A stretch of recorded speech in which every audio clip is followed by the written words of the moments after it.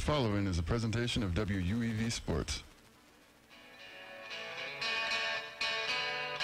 It's time for the Evansville Otters pregame show on 91.5 FM, WUEV.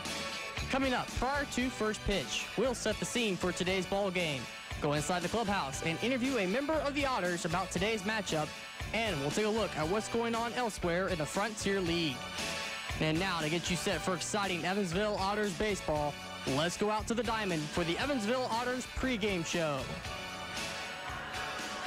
Welcome back to venerable Bosse Field alongside Bill McHugh. I'm Sam Jelnick bringing you the Evansville Otters pregame show as the Otters continue their series with the Traverse City Beach Bums game 2 of 3 here tonight. The two teams will wrap up their series tomorrow at 2:05.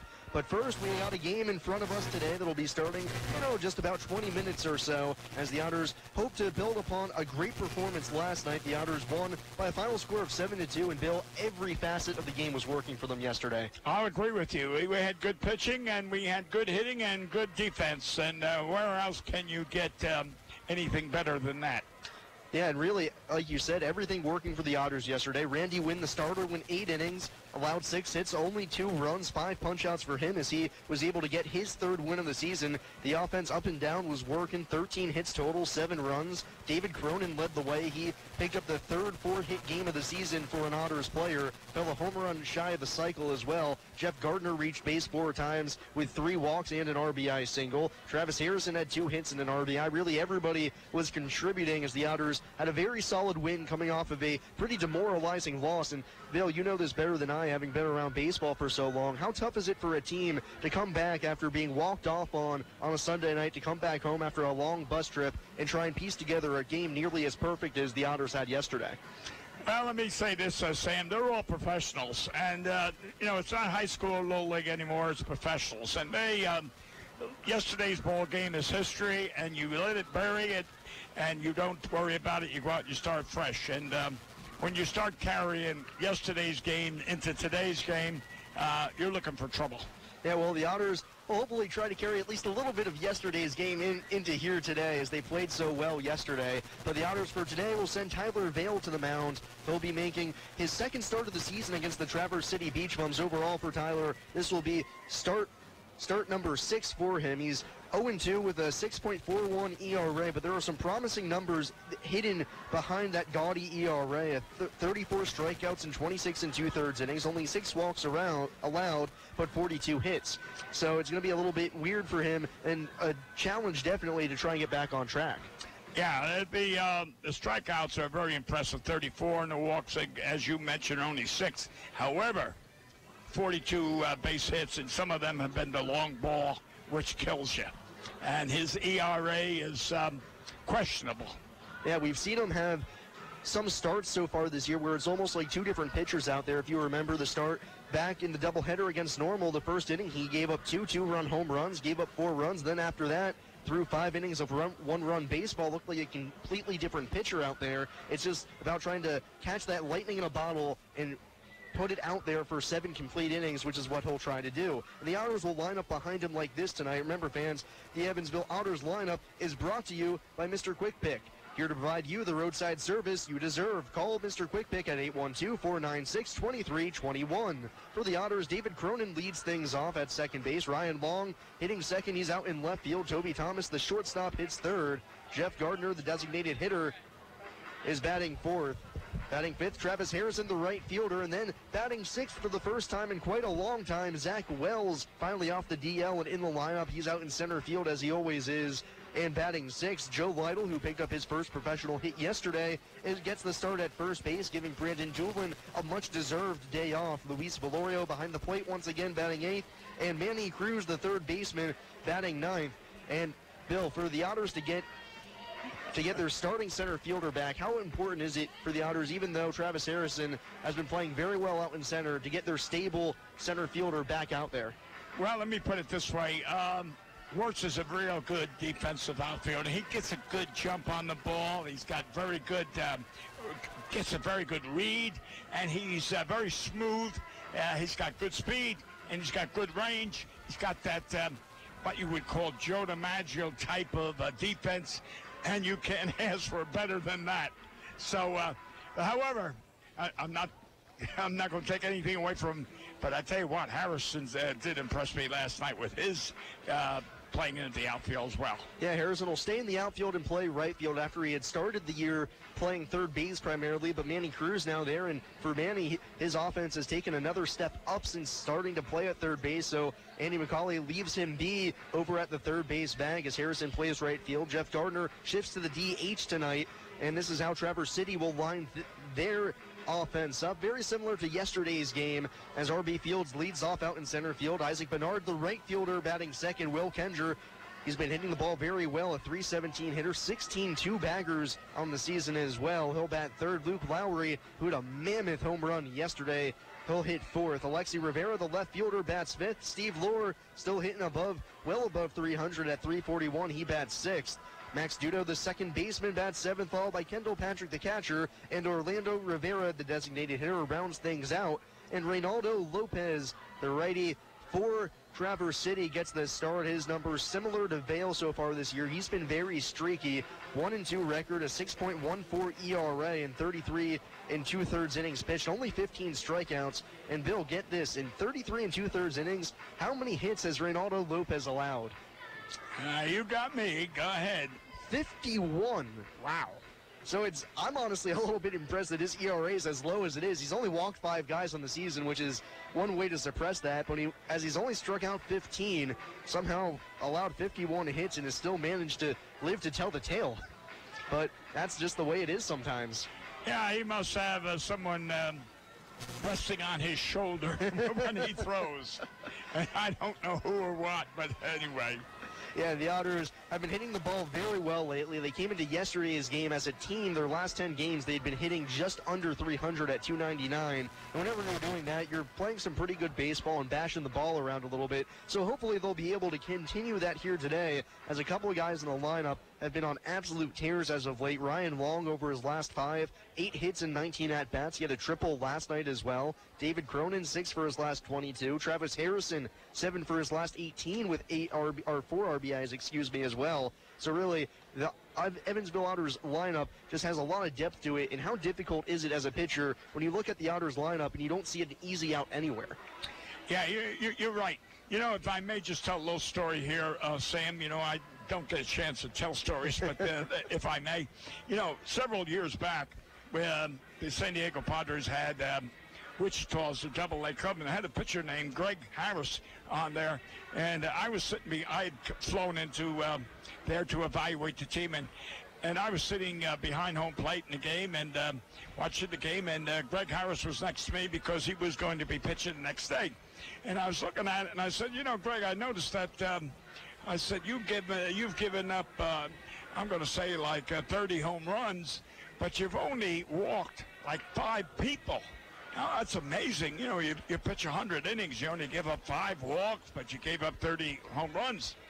I said, you know, I'm going to tell you what your problem is, and I never saw you pitch. I said, I bet when you get a 3-1 count or a 3-0 count, I said, you lay it right down the middle because you're not going to walk anybody. You lay it down the middle. And I said, the next thing you know, it's going out. I said, you know, there's a major league pitcher that gives you a curveball on a 3-1 count. And you get the curveball on a 3-2 count. And I said, he doesn't care if he walks you or not. You're going to get that curveball. Well, the next night he pitched a no-hitter. and the radio guy said, Greg Harris just walked his 3rd player. He hasn't done that all year. Next year he was in the major leagues. Hey, not too shabby. A good evaluation by our own Bill McCune, helping one storied minor leaguer make his path to the big leagues. Of course, everybody here in the Otters hopes to one day make the same ascent as one player the Otters saw for the past couple of years who rewrote the franchise record books. Josh Allen just got his start in the minor leagues now. He picked up his first hit as a affiliated baseball player yesterday with the Binghamton Mets, as he was able to knock a double for his first affiliated hit. So best of luck to Josh the rest of the way. Everybody here in Evansville is pulling for you. I sent his mother an email today and told her how proud we were and that we mentioned it on the radio last night. And I'll tell you what, she was so thrilled. So was Josh's father. And, you know, he was one of the finest baseball players to ever wear an Evansville Otter uniform. So whenever the Otters played, whether it was Washington, Pennsylvania, or you name it, Traverse City, he represented the Otters well. He was a gentleman. He was very polite. He was very personal. And he was a tribute to the Evansville Otters baseball team. Well, one guy who represented the Otters pretty well yesterday was Randy Wynn, as he picked up his 3rd win of the season as he went 8 strong innings. We have a conversation with him coming up as we take our first break here on the Evansville Otters pregame show. You've been listening to Evansville Otters on the pregame show here on WUEV 91.5 FM. GD Ritzy's is a proud supporter of Evansville Otters baseball. GD Ritzy's menu features hamburgers, grilled chicken sandwiches, old-fashioned peanut butter and jelly, and ice cream. With 3 Evansville locations: west at 4810 University Drive, on the north side at 4320 North 1st Avenue, and on the east side at 601 North Green River Road. GD Ritzy's is open from 10 a.m. to 10:30 p.m. Sunday through Thursday, and 10 a.m. to 11 p.m. on Friday and Saturday. GD Ritzy's, a proud supporter of the Evansville Otters. You wanted to be a teacher when you were little, but as you grew up, things changed. Teaching just didn't seem like the best option anymore, so you decided to become something else. But what would your 12-year-old self say? Interesting and innovative things are happening in teaching today, so it's time to put it back on your list. Don't try to convince yourself otherwise. You had it right the first time. Find out how you can make more at teach.org. Make more. Teach. Brought to you by Teach and the Ad Council. Heritage Federal Credit Union has 7 full-service branches in both Evansville and Newburgh, serving more than 38,000 members. Membership is open to anyone who lives, works, worships, or attends school in Vandenberg or Warwick County. Heritage Federal Credit Union offers mortgage and consumer loans, checking and savings accounts, as well as online banking for members. Heritage Federal Credit Union can be reached toll-free by phone at 1-800-858-1693. It can also be found online at hfcu.info.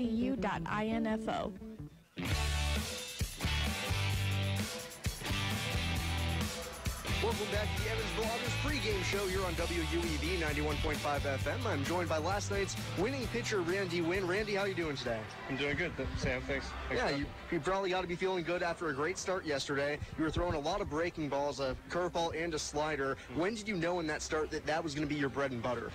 Well, honestly, Valorio had a good beat on the scouting report for those guys. He caught against them when we were in Traverse. So I basically deferred to what Valorio was thinking was a good idea, and it worked out for us. So in your last start against River City, you ended up throwing 6 innings, only giving up 3 runs. But in a weird start for you, you only had 1 strikeout. Normally you're good for 5, 6, or 7. So what was going on in that start that you were able to look at and change coming into this one? Honestly, it was a mechanical thing. I was rushing down the mound a little too quickly, and I wasn't getting my lower half under me to deliver the ball as well. So my off-speed stuff kind of spun. It didn't break as hard, and it ended up with me getting a lot of barreled baseballs that day. But so I definitely didn't have my A stuff, maybe my C or D stuff even. But I'm just happy that I was able to grind through it and keep the team in it enough to get a late win. So when you realize that you have your C or D stuff on a given day, how do you go about thinking, well, this is what I'm going to do to try and minimize the damage these guys can do to me? Well, you just got to battle. Like when you don't have it that day, you just got to have the mental toughness to work through it and just keep trying. There's nothing else for you to do but pitch to pitch. Just decide that you're going to throw the best pitch of the day. So right now we're about a third of the way through the season. You've had a very good start to the campaign. What have you learned through the first 30 games or so about yourself that you can use going forward this year? Just a lot of little things, fine-tuning mechanically, but it definitely feels good to be back in my routine. I came out of the pen to start the year, and being a starter and really getting kind of established into that routine, I think it's only going up from here. So what part of that routine is most important to you? What do you think is the most critical aspect that gets you ready for game day? Probably the throwing I do. The day after a start, like today, I don't throw a baseball hard at all. Maybe just lob it around the field or whatever, get the arm moving. I do a lot of band work, but then the days after that, the second, third, fourth days after a start, those are the ones where I really get my work in throwing and getting my arm back to where it needs to be for that 5th day. So for your next start, obviously about 5 or 6 days from now, what are you going to take from yesterday's start when you had a lot of success and try and move forward with? Well, just not rushing, right? So just continuing on, that seemed to work for me last night. just really getting a good balance point to move from seemed to be the difference for me yesterday. Well, hopefully you'll be able to continue your success the next time out. Great start last night, Randy. Thank you very much. Appreciate it. You've been listening to the Evansville Otters pregame show here on WUEV 91.5 FM. Hi, I'm Bill Morgan of Bill Morgan Roofing and Construction. I've built a reputation of doing quality work that will stand the test of time. We didn't get here by knocking on doors, talking gibberish, or trying to be the lowest bid. You don't like to be sold to, and that's not what we do. My philosophy is simple: treating your home like it's my own, from start to finish. For roofing, gutters, siding, give us a call at Bill Morgan Roofing and Construction. Roofing the right way. 812-499-5892 or BillMorganRoofing.com. The Hoosier Lottery began selling lottery tickets on October 13, 1989. Since then, the Hoosier Lottery has offered hundreds of different games, awarded prizes to millions of players, and given billions of dollars to the state of Indiana. The Hoosier Lottery's mission is to responsibly provide innovative and entertaining lottery games for the benefit of the citizens of Indiana. To learn more about the Hoosier Lottery, visit them online at HoosierLottery.com. The Hoosier Lottery, a proud supporter of Evansville Otters baseball. Otters players starting to take the field here as we're getting very close to first pitch here at Bosse Field. Otters taking on the Beach Bums in the second game of this three-game set. And Bill, outside of the obvious, score more runs than your opponent. What are the keys to success for the Otters tonight? Continue hitting the ball like they did last night. You know, one guy getting 4, another guy getting 3, another guy getting 2. You know, but let me say something, Sam. In our interview with Randy Wynn, I found it interesting. He said, and I quote, I don't throw anything after the day after a game. He's going to just sit and rest. You know, 60 years ago when I played, that pitcher who pitched last night is throwing batting practice tonight because that was it. Then the next day they were loose. Well, things have certainly changed since then, and we're ready for the national anthem here at the ballpark. We'll return with first pitch here at Bosse Field. You've been listening to the Evansville Otters pregame show here on WUEV 91.5 FM and the Kruckemeyer and Kahn Otters Radio Network.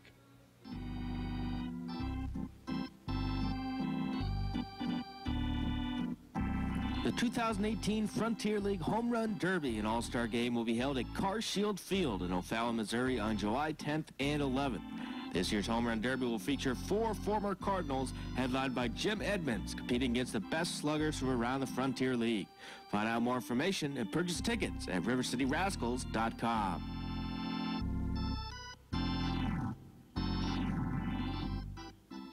The International Brotherhood of Electrical Workers, Local Chapter 16, would like to take time to say, Go Otters! The IBEW Local 16's jurisdiction includes 13 counties in southwestern Indiana, as well as Wabash County in Illinois. Its members are divided into several categories of electrical work, including inside construction, maintenance electric, residential wiring, and sign classifications. More information on IBEW Local 16 can be found online at IBEW16.net.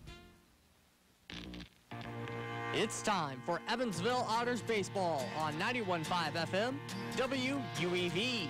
3-1. Long, toward right, toward the corner, toward the foul pole and over the wall. Fair. Home run for Ryan Long. 1-0, hit high in the air to deep left field. This one's going to tie the game. A 2-run home run for Toby Thomas. Don't forget, Otters fans, you can catch every Evansville Otters broadcast on 91.5 FM, WUEV, online at EvansvilleOtters.com, and through the WUEV mobile app. The Otters take Game 5 by a score of 1-0, and they are the 2016 Frontier League champions. Now, let's go out to the diamond for all of the exciting action. Welcome into Bosse Field. It's a beautiful day for baseball as the Otters hope to continue their winning ways after picking up their 16th win of the season yesterday. They'll go for number 17 tonight as alongside Bill McCune. I'm Sam Jelnick up here in the Bosse Field press box as the Otters hope to take this series from Traverse City by winning the first 2. They won last night by a final of 7-2, and they'll try to keep it going tonight with Tyler Vale on the mound. Tyler coming into this start as an ERA above 6, a 6.41. He's 0-2.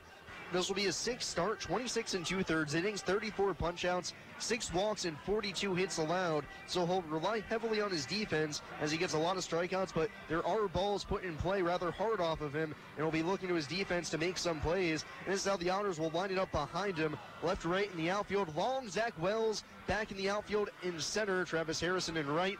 Manny Cruz at third. Toby Thomas at short. David Cronin at second. And Joe Lytle getting his first start at first as forming the battery with Tyler Vale as Luis Velorio behind the plate. Remember, fans, this pitcher and catcher battery is sponsored by the Answer Auto Repair East. Find your battery needs at the Answer Auto Repair East, located at 2319 North Green River Road, or call at 812-475-9000. And leading things off for Traverse City will be R.B. Fields. Switch hitter batting from the left side against the righty Vale. Tyler 6'2", 228. Well, you know, Sam, I found it funny. Earlier, after batting practice was over, Joe was taking ground balls at first. I didn't know. First pitch from Vale. The ball game's on the outside corner, called strike one, and we're underway here at Bosse Field. I didn't know he was the starting first baseman, but he was taking ground balls. He was preparing for his assignment. Here's Vale's 0-1 pitch. Fastball on the outside corner. Fields takes it for a called strike two as Vale darts the edge. No balls and 2 strikes. You know, Tyler looked like he threw he indicated he was going to throw a curveball. 0-2. Breaking ball in the dirt as Fields lays off 1-2. Now that was the curveball there, but it has more of a slider type of break or bite. Yeah, some might call it a little bit of a slur, perhaps. Right. So, but again, that one there just looked more like a curveball than the ones he did warming up. Vale from the first base side of the rubber rocks and deals the 1-2. Swung on and missed. He gets Fields down on strikes to begin the ball game. Good start for Tyler Vale, as now there's one away and Isaac Bernard stepping to the plate. Number 26, right fielder, Isaac Bernard. So I'll bring Isaac Bernard to the plate, who had a hit in yesterday's game, but Traverse City didn't have much going for them as they only had 6 hits total. Bernard, 290 hitter from the left side, 3 home runs, 13 driven in for the Traverse City right fielder. Vale gets his sign, goes into the mitt, kicks and deals the first pitch of the at-bat. It's a changeup called strike one as that one floats in over the knees. 0-1. Blue skies overhead, a little bit of a breeze blowing from left to right and coming in across the diamond. So we'll see whether or not that'll have an effect on today's game. If any balls hit in the air. That field looks in beautiful shape. I'll tell you, it's nice and green. Kelly green. Yeah, Kelly green, a beautiful color as Vale deals the 0-1. Down and away for ball one, 1-1. And the Otters did a lot of work during the recent road trip as the grounds crew went in and was able to put in new sod behind home plate as well as up the first and third base lines to make sure everything was even, and the new red clay on the infield as well. Everything looks pristine as Vale rocks and deals the 1-1 pitch. Change up outside as Vale loses the handle on it. 2 balls and a strike. Well, you notice Tyler fell off to first base with that, and as he was folding, he released the ball way out to the side, and that's why it was as wild as it was, if that's what you want to say. So Bernard, a slightly open stance from the left side, hands held just in front of his shoulders. Here's Vale's 2-1. Fastball down and in as Vale can't get the call. Bernard kind of kicked out of the way a little bit, saw it underneath his armpits. 3 balls and a strike. Shadows right now encompassing the home plate area and just to Manny Cruz at third base. Rest of the infield and the outfield in broad sunshine. The 3-1 fouled off. Straight back to the screen. 3 balls and 2 strikes. Bernard, the first time the Otters played Traverse City and Vale was on the mound, actually hit a home run off of Tyler. So Bernard has a few good memories against Mr. Vale on the mound. Oh, well, yeah, when a guy hits a home run off you, you remember that. I tell you that. We'll see what Vale can do here as he tries to rack up back-to-back strikeouts to open the game. The payoff pitch, little number behind home plate as that one rolls to the backstop. 3-2 still. You know, I keep mentioning the old days. Not when Columbus, first came over, but a little after that. American Revolution? Yeah, somewhere around there. That, if a batter hit a home run off you, the next batter that would come to that plate knew that that first pitch was going to be at his head. Oh, man. That was an automatic. Payoff pitch one more time. Outside for ball 4. Vail walks his first of the game. Just the 7th walk he's allowed in 27 innings this season. Yeah. And just as a note, Sam, we didn't have helmets. We had the soft cap. Yeah, that sounds just a touch dangerous to me, perhaps. Oh, yeah. A lot of young men were hitting the head with pitches. So now Will Kenger steps to the plate. Will was 0 for 4 yesterday, robbed of a base hit by Brandon Doolin. Vail working from the set for the first time this game, comes ready. Peers over at first, now steps off the rubber, and that's going to be a balk. Balk. There's the second base umpire out there. Mike Weinstein indicates that when Vail was stepping off the rubber, he moved his hands a little bit. So the balk called. Tyler doesn't argue, and Bernard goes up to second with 1 away. Kenger, one of the best hitters for Traverse City, 317 on the year, 17 runs driven in from the left side. First pitch, fastball upstairs, easy take for Kenger, 1-0.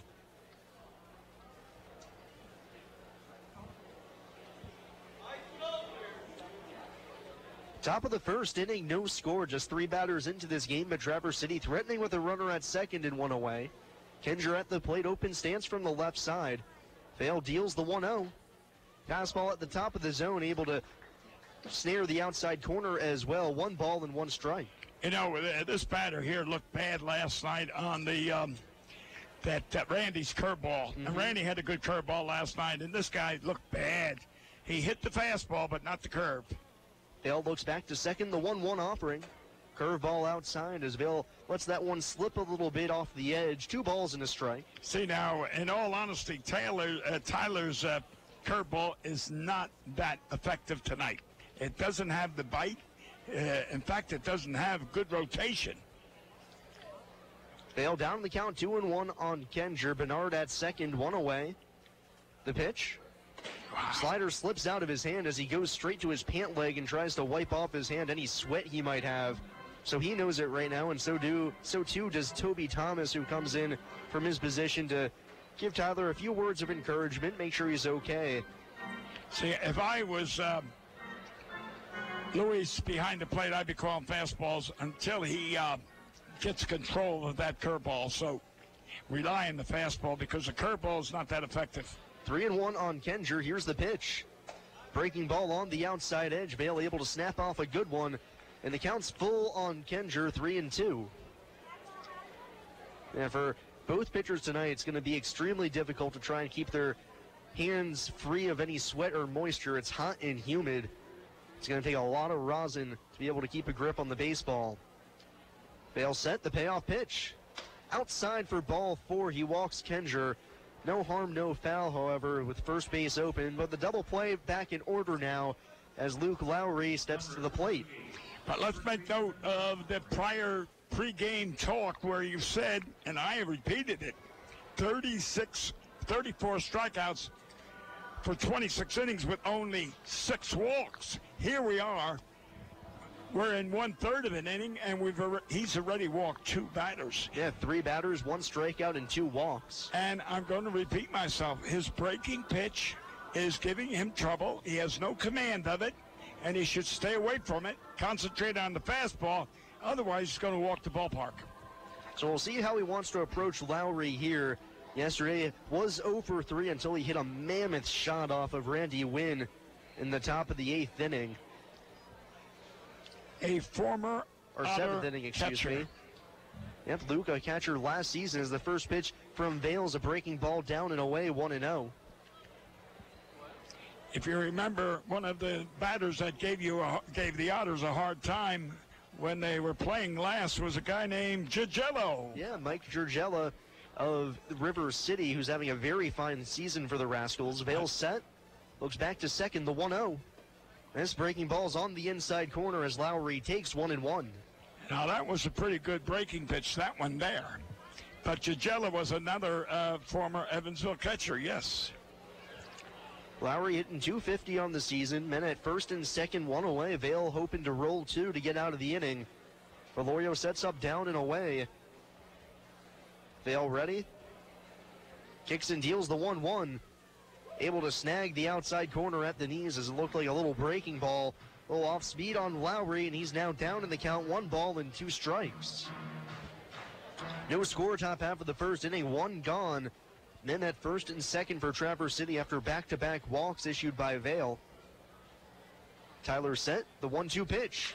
Breaking ball hit right back up the middle. Thomas able to glove it behind the bag. Glove hand flipped to second, and the Otters get in out on a fine play from Toby Thomas, diving to his knees behind the bag and then flipping with his glove to second for the force out. That was a run saved, and I'll tell you why. That Toby Thomas is one of the finest shortstops in this league. Should be in the All-Stars. Yeah, not only did Thomas get to that ball and kept it in the infield to save a run, he also managed to get an out on a play when it looked like that ball might have eyes and make its way through to center for the first run of the game. But instead, Bernard goes to third, Lowry aboard at first, and 2 gone, and Alexi Rivera at the plate now, hitting from the left side. First pitch. Slider down and in as Rivera takes on his back foot 1-0. Now, do you see a difference between that pitch, which I say was a slider, you called a slider, and then the other pitches are curveballs. So he has one of each. Slider with a little bit less depth than a curveball, a little faster as well. As Vail comes ready, looks at third. 1-0 pitch, runner goes for second, but it's foul tipped at the plate off of Valorio. As it rattles towards the Otters' first base dugout, and Lowry will return to first. Lowry, despite being a first baseman and catcher, actually leads the beach bumps in stolen bases. He's got 6 on the year and only been caught twice. Well, he just advertised he was stealing on that. There's no need that you could have called it and said he was going to go. Lowry shortens up his lead now as Lytle holds him on. Rivera from the left side of the plate. Tyler set at the belt.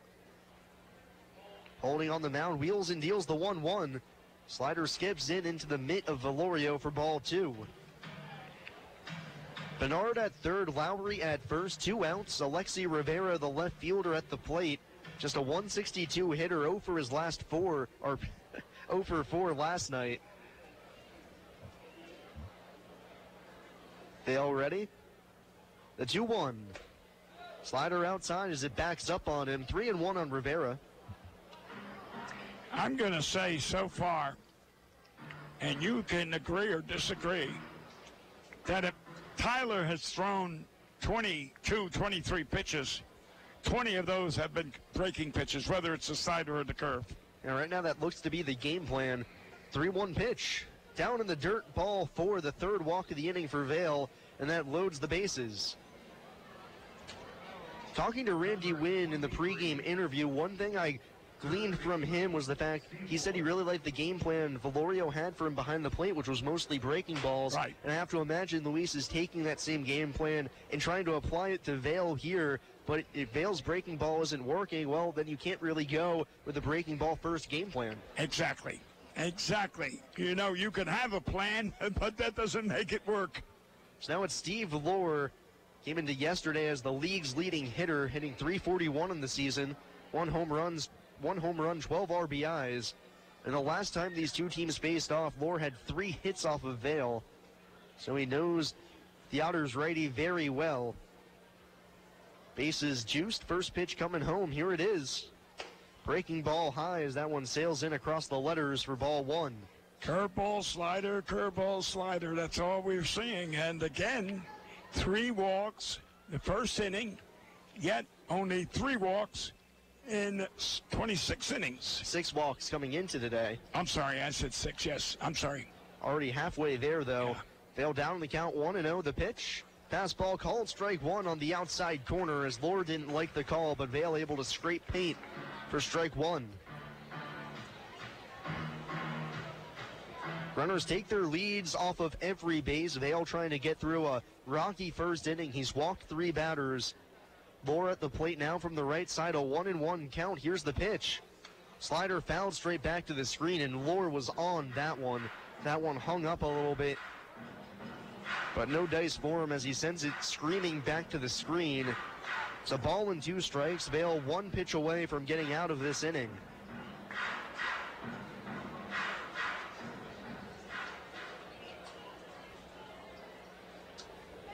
Tyler holding his black mitt up against his chest now, puts ball to mitt, comes ready at the shoulders and drops it down to his belt. Serves up the 1-2. Slider outside. Lohr tries to check his swing and they'll appeal down to second. No swing, says Weinstein. So the count's 2-2 now on Steve Lohr, Beach Bum's third baseman. There was something interesting there that, whether you noticed it or not, but Luis wanted to know from the field umpire whether it was a strike or a ball, and the umpire didn't give any sign. He's not going to. It's only the home plate umpire that asks for assistance. 2-2 on Lohr, the pitch. Slider called strike 3 on the inside corner as Vail backs it up on Lohr and dices the edge to end the inning. 3 walks in the frame, but Vail leaves them loaded. We'll go to the bottom half of the first. It's Traverse City, nothing. Evansville coming to bat here on WUEV 91.5 FM and the Kruckemeyer and Kahn Otters Radio Network. I just love this place. And I just love that ring. It's gorgeous. Where did he get it? Kruckemeyer and Kahn, of course. For the engagement ring that will have everybody talking, look no further than Kruckemeyer and Kahn. With incomparable selection, quality, and service, Kruckemeyer and Kahn is the only choice for the ring that will last a lifetime. Kruckemeyer and Kahn, your lifetime jewelers. So, everybody's talking about the ring. It's pretty great, huh? Pretty great. It's amazing. You gotta tell me, man. Where'd you get it? Kruckemeyer and Kahn, of course. For the engagement ring that will have everybody talking, look no further than Kruckemeyer and Kahn. With incomparable selection, quality, and service, Kruckemeyer and Kahn is the only choice for the ring that will last a lifetime. Kruckemeyer and Kahn, your lifetime jewelers. So let's see it. I absolutely love it. He did a fabulous job picking it out. I couldn't be happier. Well, I had a lot of help. I bet I know where it came from. Kruckemeyer and Kahn, of course. For the engagement ring that will have everybody talking, look no further than Kruckemeyer and Kahn. With incomparable selection, quality, and service, Kruckemeyer and Kahn is the only choice for the ring that will last a lifetime. Kruckemeyer and Kahn, your lifetime jewelers.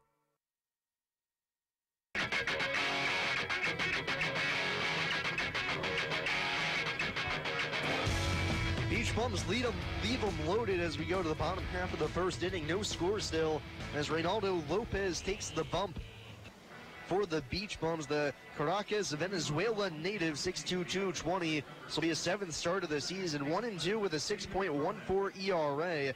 33 2/3 innings, only 15 strikeouts against only 5 walks, but 51 hits allowed. The Otters can keep up the way they've been swinging the bats. They'll probably add to that total tonight as Cronin stands in the first pitch home from Lopez. Just a little bit upstairs off the outside edge, 1-0. He's got a big body out there in that mound. And I don't mean fat. I mean well put together. 1-0. Fastball above the top of the strike zone again, and it's 2-0 on Cronin, who had himself his best game as an Otter. He was 4 for 5 last night, a home run shy of the cycle. His average now at 341 on the season. 2-0 pitch. Looks at a fastball right down the middle, belt high as he takes a strike from Lopez, 2-1. And the flag is limp out there now, so no breeze at all. Cronin digs back in from the left side, slightly open stance, the 2-1. Swings and fouls it straight back to the screen as he took a healthy rip, but comes up empty, 2-2. You know, I got to get this in before the inning's over. Kaylee, Morgan, Isabel, they're all servers down there at the concessions on the concourse, along with the North Posey gang and Memorial High School guys. 2-2 pitch.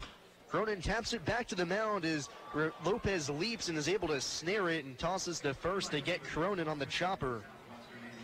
For a guy who's 6'2", 220, he got up there pretty good. Yeah, he probably plays, I'd say, one-on-one basketball and generally gets most of the rebounds. So Cronin retired for the first out. Ryan Long now standing in. And the Beach Bums line up defensively like this, left to right in the outfield. Rivera, Fields, and Bernard. And around the diamond, Lohr at third, Kendra at short, Dudo at second, and Lowry at first.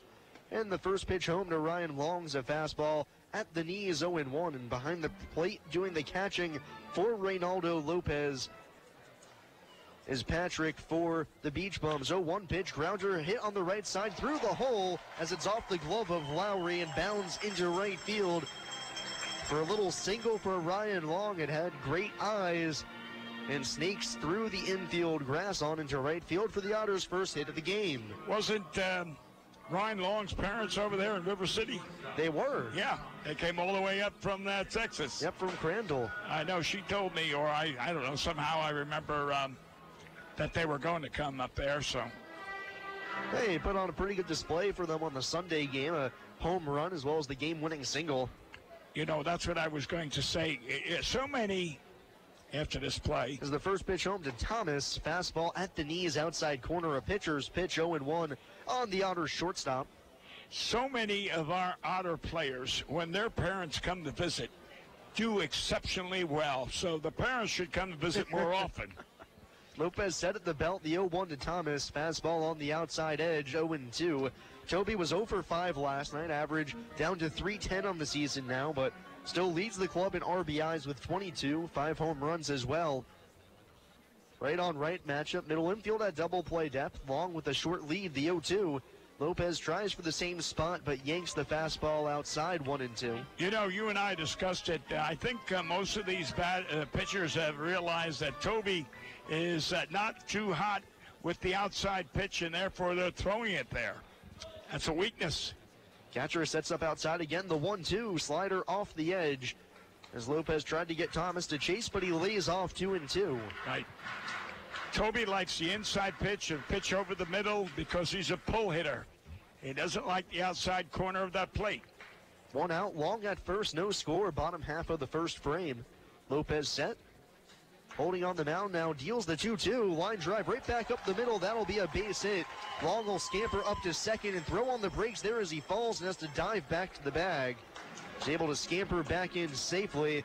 It's a base knock for Thomas as the Otters have back-to-back hits here in the first inning, and 2 men aboard down for Jeff Gardner. Now, Gardner lives in, or parents live down there in Louisville, so they should be coming up quite often. And again, I remember they were here several times last year and the year before, and he always seems to do well. So again, Mom, Dad, come on out to these games. Especially with Father's Day tomorrow. Oh, yeah, that's right. Yeah, happy Father's Day, everybody out there. So Gardner standing in from the left side was 1 for 2 last night. Then at first and second, 1 out, the first pitch. Fastball tickles the outside corner at the knees, 0-1. Yeah, I know I heard you wish your father a happy Father's Day there with Zane. He's going to send that out to all the media. Lopez set the 0-1. Gardner pops it up out of play on the left-hand side, quickly down in the count 0-2. Jeff has surprisingly struggled with runners in scoring position this year, hitting only .229, but still has 18 RBIs on the season, 3 home runs as well. Down in the count here, 0-2 with Long at second, Thomas at first, 1 away, bottom of the first inning. Lopez set just above the belt, the 0-2. Fastball low off the outside corner, 1-2.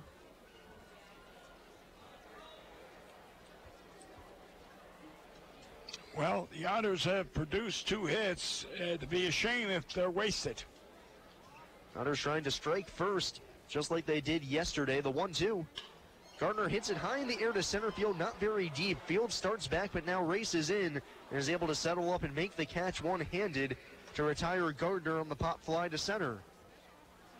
I'm glad you called it. You do a good job of describing these plays, Sam, and that's exactly what happened. The center fielder at the crack of the bat ran back about 3-4 steps, realized that it wasn't over his head, and then all of a sudden he had to put it in the forward gear. And he did make the catch, as you said, over his head. Yeah, I mean, when you see Jeff Gardner take a big hack at it, your first step's naturally back as Travis Harrison Strides to the plate now. Still 2 men on. The first pitch. Fastball over the heart of the plate at thigh level, 0-1. You know, I'm just thinking something you said earlier. This pitcher out here, 52 hits. Well, here in the first inning, he gave up 2 already. At this pace, the Otters will have hopefully 18 by game's end. Yeah. Travis had 2 hits himself in yesterday's game, as well as 2 RBIs. Average now at 283 on the season, and Travis the antithesis to Gardner, hitting 364 with runners in scoring position this year. See if he can come through clutch again. The 0-1. Breaking ball outside and low, 1-1. He's got a pretty good breaking pitch. I can't understand how he's given up that many hits because he's not a bad pitcher, this guy. Yeah, fastball, not great velocity, but pretty solid. It seems to ride in on the batters a little bit. Little sneaky velocity as well. It's very easy. Lopez comes ready, looks back to second. The 1-1 to Harrison. Breaking ball dices the outside corner. A great pitch there, 1-2. There's not much you can do when a pitcher throws something like that. A breaking ball starts over the middle, goes on to the edge at the knees.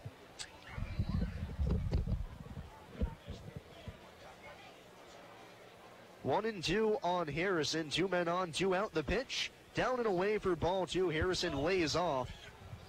So they count even at 2. The deuce is wild. 2 balls, 2 strikes, 2 outs, 2 on. Here in the bottom half of the first inning. That's 3 of a kind. I'll tell you what. I'll bet 50 cents. See if Harrison can come through here. He chokes up on the bat with 2 strikes. The pitch. Breaking ball swung on and missed just out in front of it. Harrison whiffs as he goes down swinging to end the inning. Both teams threaten here in the first, but nothing doing. We'll go to the second.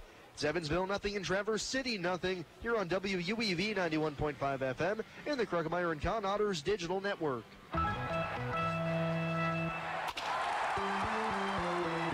Hi, this is Joe Townsend from JMT Restoration. We are proud to be a sponsor of the 2016 Frontier Champion Evansville Otters. If you ever have a mold or water restoration issue in your home or business, give us a call at 812-205-5384. JMT Restoration Service, where professional work meets affordable pricing. Remember, go Otters! Up early, staying up late, or just can't sleep? Give 91.5 FM a listen. 3 to 5 a.m. Sunday through Friday. It's the overnight flight. Hand-picked grooves for the Tri-States late nights. Nothing sounds quite like the overnight flight. 3 to 5 a.m. Central. 91.5 late night style from the UE campus. Tune in radio app on your phone.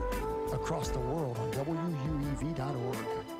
The Tri-State Area Marathon service stations are proud supporters of the Evansville Otters. Marathon has over 5,100 Marathon-branded stations nationwide, and a full list of area Marathon stations and a list of daily gas prices are available online at myMarathonStation.com. Marathon provides products which support commercial, industrial, and retail operations. Marathon's slogan is Fueling the American Spirit.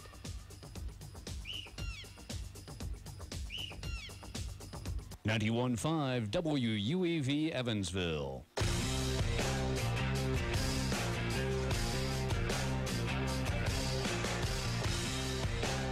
We go to the second inning. Both teams threatened, but the Beach Bums left 3 on. The Otters leave 2 on. And we go to the second inning, still scoreless. Remember, fans, whether you're searching for an exquisite diamond engagement ring, diamond anniversary band, dazzling earrings, or a gorgeous diamond bracelet, Kruckemeyer & Kahn is the place for extraordinary value and a pleasurable experience. Kruckemeyer & Kahn, a supporter of Evansville Otters baseball. All women like diamonds. Oh, they sure do. Damn. Max Dudo will lead it off for the Beach Bums against Vail, who struck out 2 in the first inning, walked 3, but did not allow a run. So it'll be 7, 8, and 9 for Traverse City here to open up the second inning.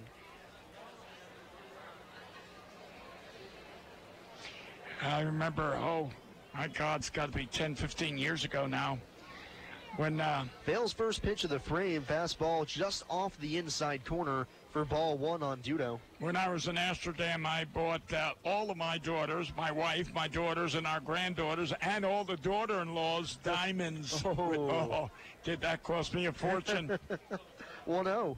Judo rips it on the ground foul right to the first base coach for Traverse City. It's 1 ball and 1 strike. And on the way back, afraid of customs, we were hiding all those diamonds in every shoe and everywhere else. You're a professional smuggler, Bill. Oh, you ain't kidding. I did. Judo, a 203 hitter, batting from the left side, had a hit last night in 3 at-bats. Vale's 1-1. Misses down and in on Judo, ball 2. Otters put 2 men aboard in the first inning, but couldn't push anything across. Traverse City left the bases loaded when Steve Lohr punched out looking. And he didn't agree with the umpire. No, they had a few words. And I thought it was a good pitch, and I'm not being... 2-1 down in the dirt from Vale, ball 3. I'm not being prejudiced, but that was a good pitch, and he didn't have any argument. He just got fooled, and it's always funny. When a batter gets fooled, he always argues with the umpire. He's got to protect himself in front of the crowd. 3-1 to Judo. Outside for ball 4, so the second inning not harboring any good signs so far for Vale as he walks the leadoff man. His 4th walk already issued today. Yeah, he's... Step outside. Thank you. Now batting, number 15. Again, I'm going to say it. I'm speaking my opinion, and it's my opinion only. This is a case where the pitching coach should have someone in the bullpen warming up. Vale's first pitch to the next hitter, Kendall Patrick's a called strike 1 as the fastball on the outside corner, 0-1. When you walk 4 men in actually 1 full inning, and you don't have to take the pitcher out, but just have someone warmed up. That's all. Vale comes out of the mound, runner at first. Ooh, steps off the base, and now 0-1 comes home, nearly hits Patrick. So the curveball ends up high and tight, and Judo over at first took a false step towards second, almost caught leaning. If he had thrown it over, he would have picked him off. Because who was it that got picked off for us yesterday? Valorio, but he made it into second, thankfully. Yeah. 1-1 on Patrick, the catcher, a 176 hitter. Vale kicks and deals the 1-1 over the heart of the plate as he gets away with one on the outside corner, 1-2.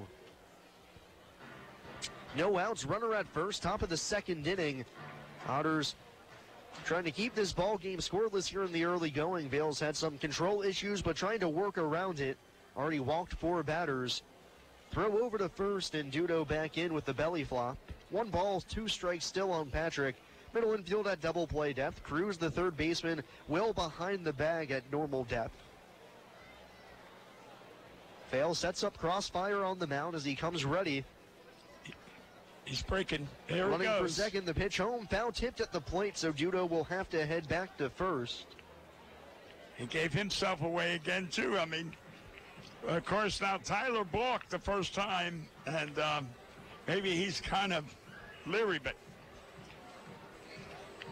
that's the second batter that attempted to run to steal. So they're showing you they're going to be aggressive on the bases tonight. So we'll see whether or not Judo runs on the next 1-2. Valorio set up down and away. Vale set. Holding on the mound. Still holding, and finally time called as a timing tactic used by Vale just to throw off Judo's internal clock over at first base. And it's still 1-2 on Patrick. 2 home runs, 5 runs driven in on the season for the Beach Bums backstop. Judo gets his lead off of first as Vale comes ready. Cranks and fires the 1-2. The little number off the end.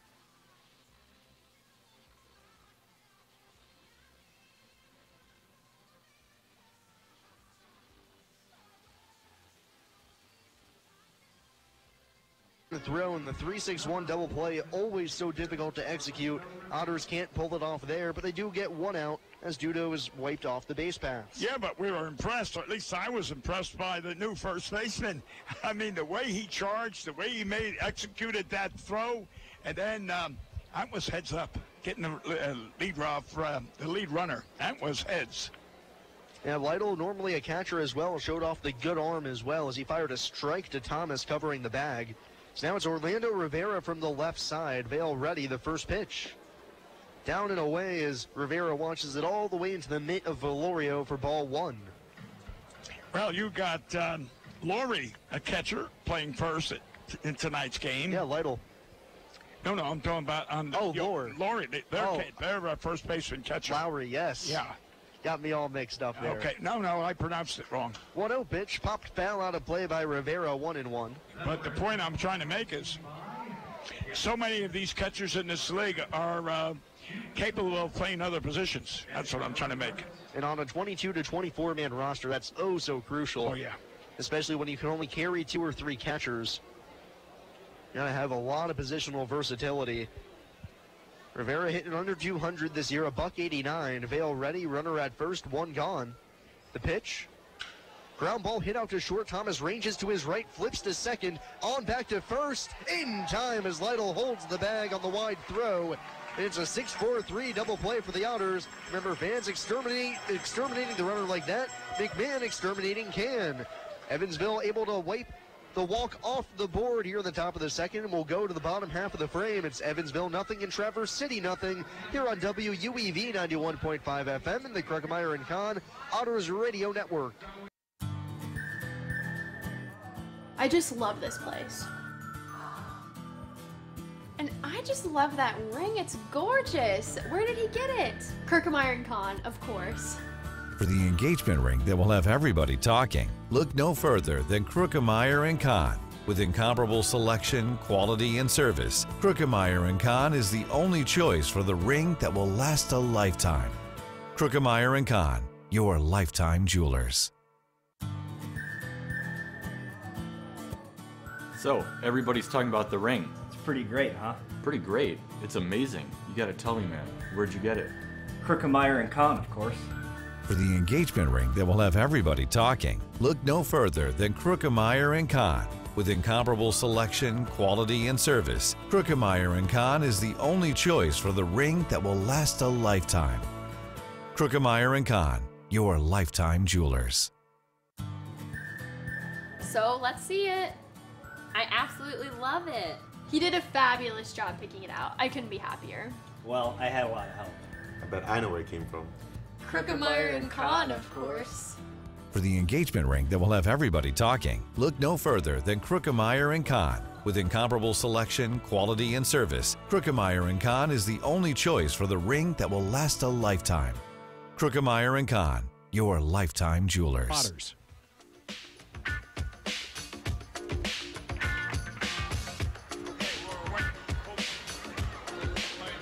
Otters nothing and Beach Bums nothing here at Bosse Field as we go to the bottom half of the second inning. Remember, fans, Thunderbolt Pass Golf Course has the best golf rates in town.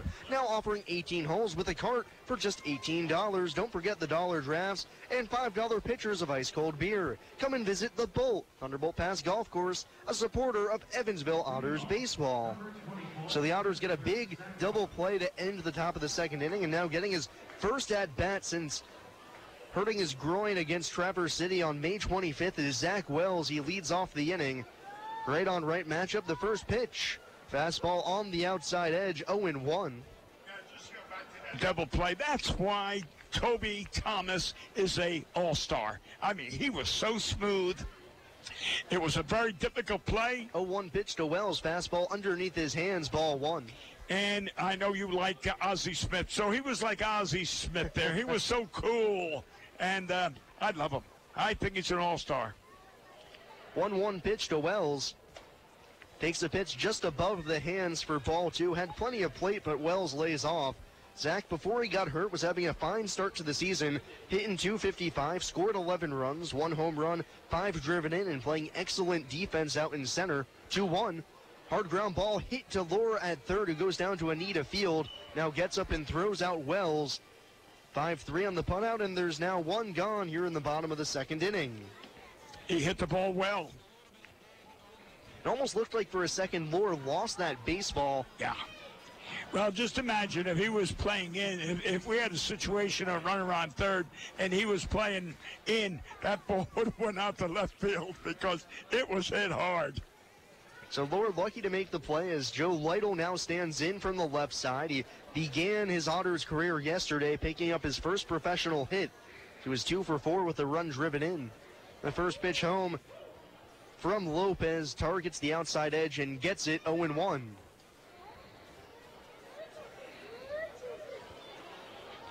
0-1 now. Tapped foul at the plate as that one hits Lytle in the box, just rolled over an off-speed pitch. And it's quickly 0-2 on the Otters' first baseman. Nobody on, one out. Bottom of the second inning, we're still scoreless. I think you call that great, right call, because, again, he was way out front on that. It was an off-speed. So he was way out front, but still made contact. We'll see if Lopez goes back to that changeup here or possibly the breaking ball as he winds and fires the 0-2. Instead goes with option C, the fastball, up and away for ball one.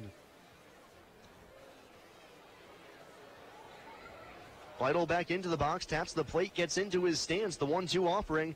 And it's the changeup, and it's up and away as easy take for Lytle as that one gets away from Lopez, 2-2. Outfield playing, Lytle to pull ever so slightly as Lopez working quickly. The next pitch. Fouled straight back to the screen. Lytle stays alive.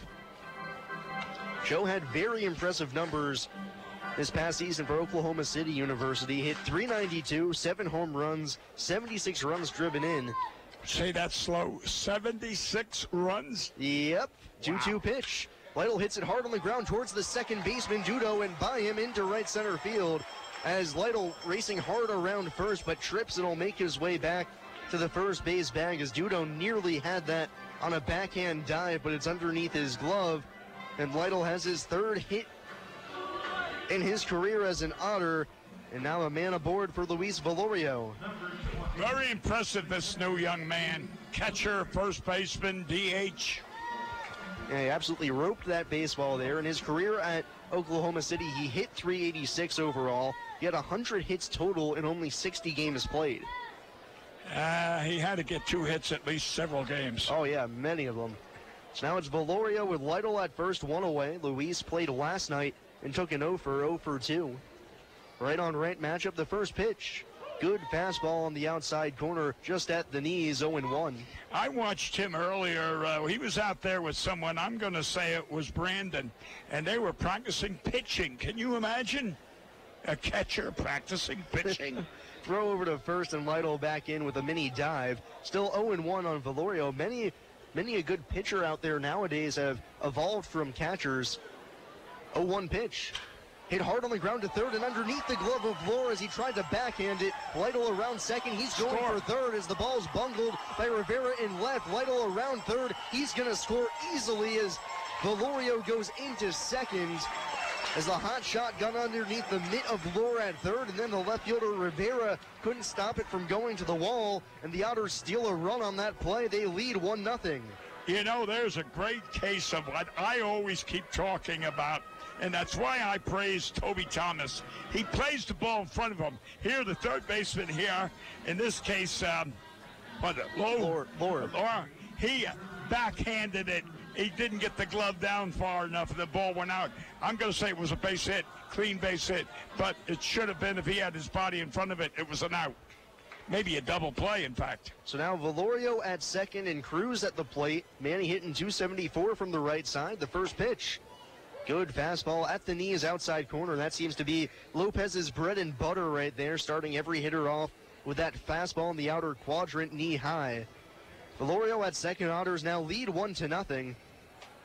0-1 pitch. Velorio's taking off for third as Cruz fouls it off for strike 2. Velorio loves to run those bases and steal bases as well. He had third base stolen then easily. Luis with 3 steals on the season. Yeah. No, didn't he get that steal last night when he got picked up? Oh, that was the third. Yep. Okay. All right. So it's 0-2 on Manny, the Otters' third baseman, with Velorio at second, 1 gone. 0-2 pitch. Breaking ball tapped to the right side. Second baseman Dudo ranges over, fields and throws quickly in order to get a hustling Cruz. As Velorio goes to third, and with 2 outs, the lineup turns over for David Cronin.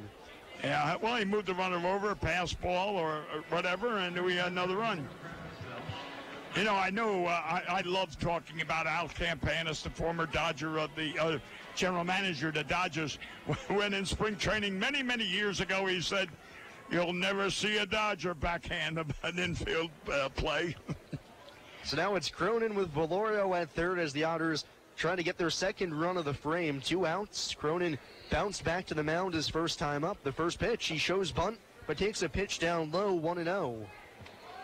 And I noticed there Laura was already playing a little bit in, and we've seen Laura have trouble on 2 baseballs already this inning. I'm a little bit curious if Cronin's trying to draw him in even further and then just try and slap one by him. Oh, yeah. Laura creeping in the 1-0. Rolled on the ground up the first base line. First baseman Lowry fields it, and he'll just tag out Cronin. Oh, I thought he fielded that in foul ball. As Lowry was able to pick it up in fair territory and tag out Cronin to end the inning, but the Otters do score 1 in the frame as they take a 1-0 lead. We go to the third. It's Evansville 1 and Traverse City 0 here on WUEV 91.5 FM and the Kruckemeyer and Kahn Otters Radio Network. The Evansville Otters would like to thank Sinorama Evansville for their support this season. Sinorama Evansville is a multi-application supplier of custom-made signs, banners, and decals in the tri-state. Located at 1300 North Royal Avenue in Evansville, Sinorama is open 8 a.m. to 5 p.m. Monday through Friday. They can be reached by phone at 812-477-7763 and can be found online at sinorama.com/in-Evansville. Sinorama Evansville, a proud supporter of Evansville Otters baseball. Programming on 91.5 FM is supported in part by Manuel Ramirez State Farm Agency. Located on the corner of Green River Road and Theater Drive in Evansville, Manuel Ramirez State Farm Agency specializes in auto and home insurance and can be contacted at 812-477-8882. Also find Manuel Ramirez State Farm Agency on Facebook. Se habla español. Since 1994, Slay's Restoration has been assisting tri-state residents clean up and restore their properties after disasters of all kinds. Located at 2121 Cotter Avenue in Evansville, Slay's Restoration offers assistance for water damage, fire and smoke damage, mold and biohazard mitigation, complete reconstruction, and much more. Slay's Restoration can be reached toll-free 24 hours a day at 1-888-776-8555. It can also be found online at slaysrestoration.com.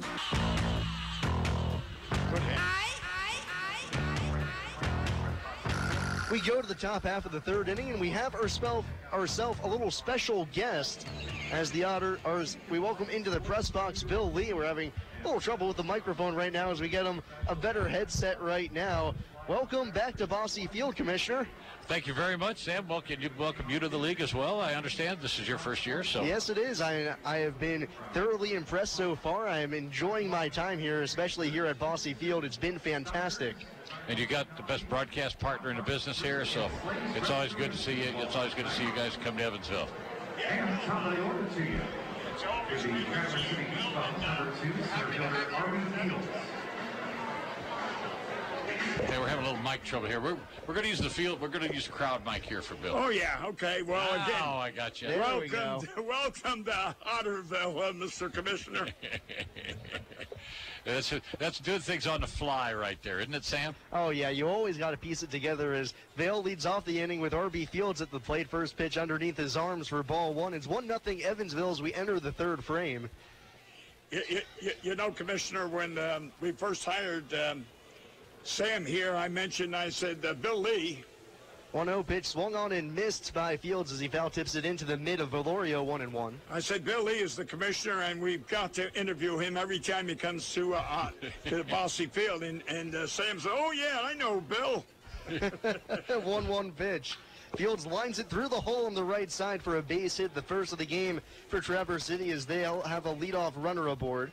You want to tell him about the other Bill you knew? Oh, well, I know Spaceman? Well, I don't know Spaceman. I know of Spaceman. I've never had the pleasure of meeting him. And, of course, initially that was my first thought. But then, of course, I had to go back, learn about your career as well with the Milwaukee organization, and had to re-educate myself. Well, my career was, as I said before, I tell this to people all the time, that I played 2 years in the minor leagues and with the Braves, and it was 1 year with the Braves, 1 year in independent ball, and I hit 370 in those 2 years, and it was 180 my first year and 190 my second. So.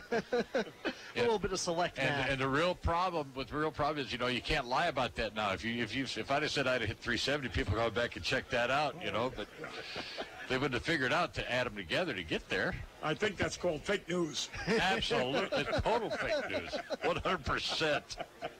So now it's Isaac Bernard at the plate with Fields at first, a threat to run. Nobody out. Otters in front by 1. Top of the third inning, Vail comes ready, kicks and deals the first pitch home, able to snare a strike on the outside corner as he flips over a breaking ball, 0-1. Don't we all get better as we get older, though? Hey, I'm capable of batting 400 right now, baby. Absolutely. But anyway, Sam, Bill was a teammate or golf mate. Fields about to take off from first as he stutter steps, but now holds up as the pitch comes home, and it's down low for ball one. 1-1 on Bernard. The All-Star game will be coming up shortly, and they have a golf tournament.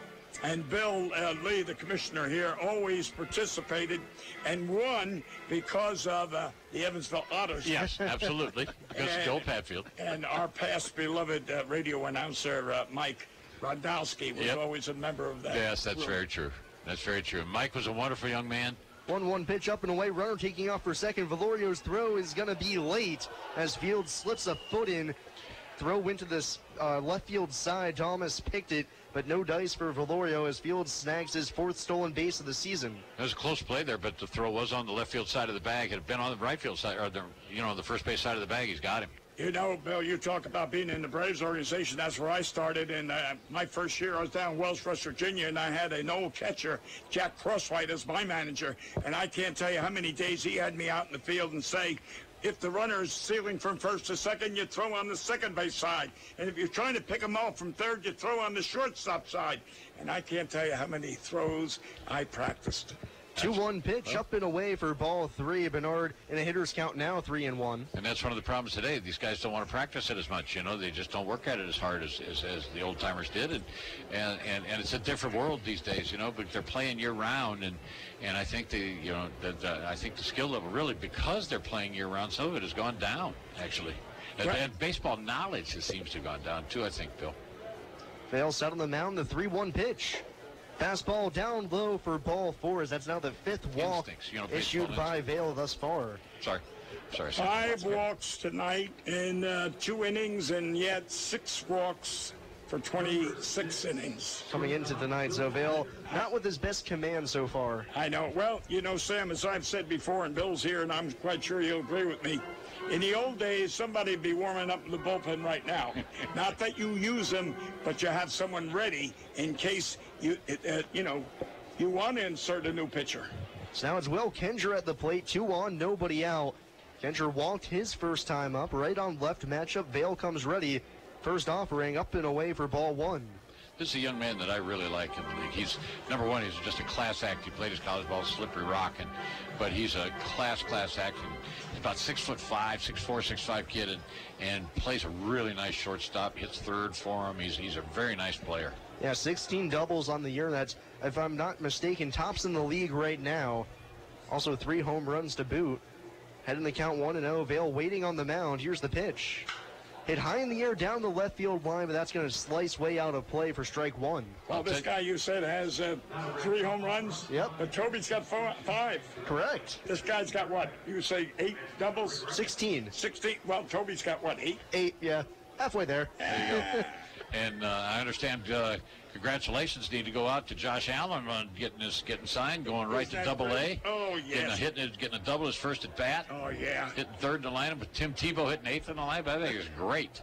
1-1 pitch, a little bit down and away. Ball 2 on Kendra. Tremendous. Former Frontier League most valuable player. I'll tell you, Bill, I got home yesterday afternoon, and there was an email address, and it said, please call me right away, Bill. Very important. And, of course, it was on my cell phone, but I never answered it. And it was Josh's mother, who we had a great relationship with. She came to more Otter games than anybody. And she was so excited to tell me that Josh just got signed a contract with the Mets. And, I know all of us here in Evansville, Otterville, are thrilled.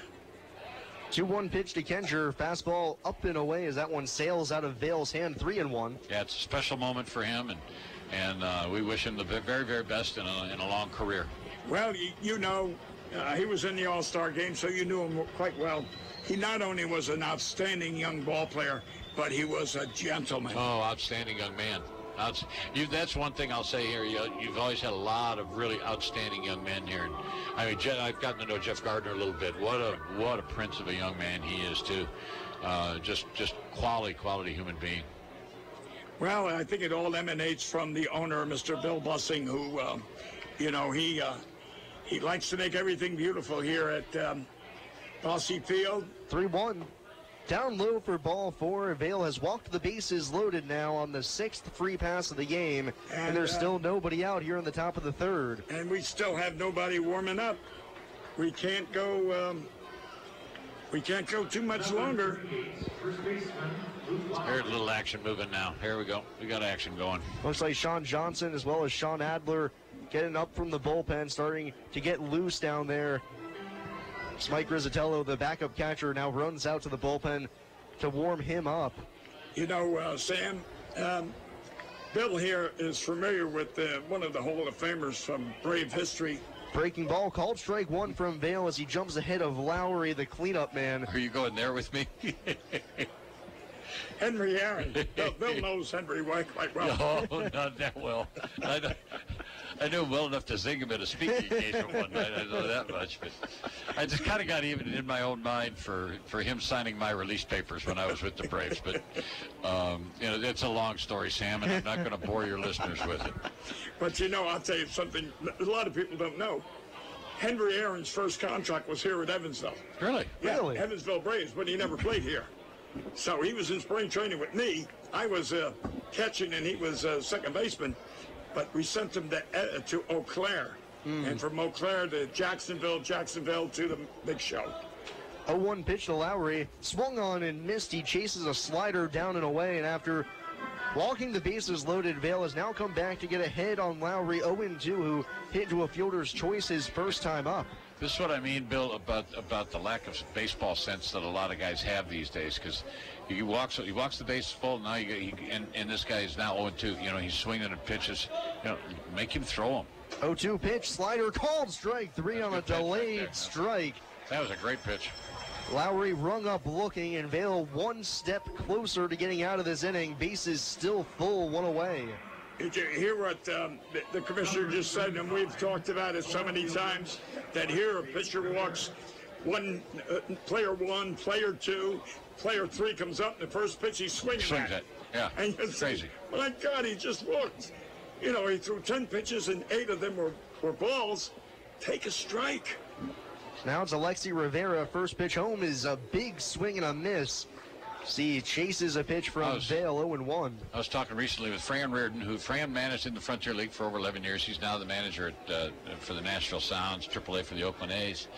And he was telling me the other night that he says he wished he had 3 guys in his rotation, his starting rotation, that were throwing 85 to 88 with a lot of sink and curveballs and off-speed stuff. He said they would absolutely dominate in this day and age based on the swings that they're teaching people and the way the other pitchers are going. He says it's just hopefully, and I think baseball's starting to see that it's going to come back around. I've talked to a lot of people that this stuff about just seeing how velocity and radar guns are not the way to go. That it's all about missing bats. Hit high in the air to right field. Harrison started in now. Goes back and wells over into the gap. Will make the catch in front of the right center field warning track. The throw will go into third as the run comes home to score. It's a sacrifice fly for Alexi Rivera, and we're knotted at 1. But did you notice how Wirth set himself up for that? He went back, timed himself, caught it over the head, had his body going forward, throwing it exactly the way it should be done. That's it. But no, getting back to Bill's point, I agree with you, and I keep talking to Sam and others and say Tom Seaver and Roger Clemens, 2 of the better pitchers, I think, in the majors. One of the greatest attributes that they had was the ability to change speeds, whether it was their fastball or breaking pitch. 1 minute you got a 90-mile-an-hour fastball, next minute you got an 85. You kept the batters off stride constantly. It's not that 95-mile-an-hour fastball that overcomes batters. It's the timing, the ability to change the batter's concept of where the ball is going to be. And Dan Roan, the third base coach here for Traverse City, played for the Cubs, and he was playing against Nolan Ryan at one point. You need to have Danny tell you this story because 1-0 pitch home, called strike 1 on Steve Lohr. Runners at first and third, 2 outs. We're tied at 1 now. he did something in the game to upset Nolan Ryan, and Nolan drilled him, and Danny said drilled him in the ribs with a fastball, and Danny said when he got hit in the ribs with the fastball, he looked on the other side to see where the exit route was. But 57 Magnum. I said, I remember watching Nolan in the Kingdom one time, and his curveball was absolutely devastating. 1-1, down and away all the way to the backstop. Runner breaking for home, and he'll score standing up as the wild pitch from Vail pushes Traverse City in front 2-1. I don't think Johnny Bench could have gotten that pitch. No. That definitely was wild pitch. But I watched Nolan Ryan pitch against Randy Johnson in the Kingdom one night, and they were both throwing about 100 miles an hour. But Nolan Ryan's curveball was absolutely devastating, and you can hear it break. I was sitting like the third row behind home plate, and I told Dan Roan, I said, Danny, gosh, his curveball has to be the most surprising pitch. He goes, no.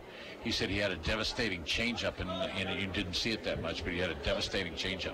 I was just telling Sam earlier. 2-1 pitch, fouled straight back by Laura with Kinger now at second. Through 95, 98 miles an hour, but had a tremendous off-speed changeup, but never threw it. He just relied on, I'm better than you, and I'll just fastball. He's in the Hall of Fame, of course. Yeah. And I'm up here in the radio booth. I think you both made out okay. Oh, yeah. 2-2 on Lohr, runner at second, 2 outs, 2 runs home for the Beach Bums here in the inning. Dale trying to limit the damage. The pitch, fastball called strike 3 on the outside corner. Lohr rung up on strikes for the second time tonight as he strands the runner at second to end the inning. We'll go to the bottom half of the third inning, continue our conversations as well. That sounds good. As it's the Evansville Otters 1 and the Traverse City Beach Bums 2 here on WUEV 91.5 FM and the Kruggemeier and Kahn Otters Radio Network. I just love this place. And I just love that ring. It's gorgeous. Where did he get it? Kruggemeier and Kahn, of course. For the engagement ring that will have everybody talking, look no further than Kruggemeier & Kahn. With incomparable selection, quality, and service, Kruggemeier & Kahn is the only choice for the ring that will last a lifetime. Kruggemeier & Kahn, your lifetime jewelers.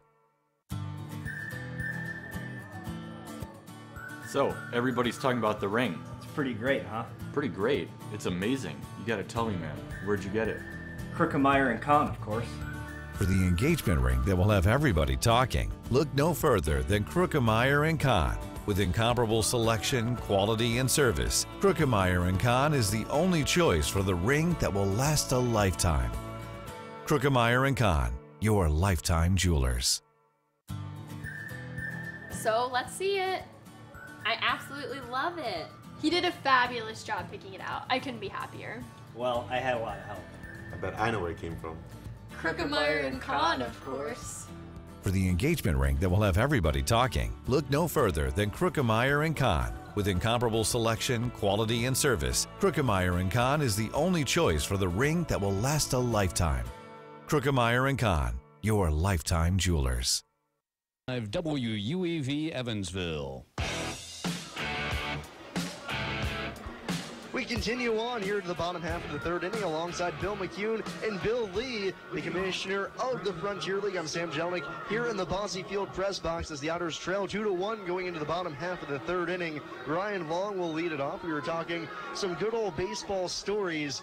Nolan Ryan dueling against Randy Johnson and other things and the like as the first pitch to Long is down and in for ball 1 from Reynaldo Lopez. Well, Sam, you got to understand, when you've been around the game as long as Bill has, and he's been around a lot longer than I have because he's so much older than me. But 1-0 pitch to Long downstairs. Let's get it straight. I didn't vote for Abe Lincoln. That's not a fact. Oh, that's funny. But no, you can't help but come up with some great stories. 2-0 pitch on the outside corner, 2-1 to Long. And I've had a lot of people ask me, they say, "Are you ever going to write a book about the Frontier League?" I said, "I don't know. I'd like to. If I'd have known in 1994 that I'd be here in 2018, I would have taken notes every year." 2-1 pitch on the outside edge, 2-2. Yeah, that's got to be amazing to see the league start as just a little embryo and see it build into what it is today. I can't imagine that when you were back then thinking, man, I'll be 20 years later plus, and we're going to have one of the best independent leagues in the country. Well, we do, and we're very fortunate with that, and we've got some beautiful stadiums. 2-2 pitch outside, count full on Long. And some beautiful stadiums.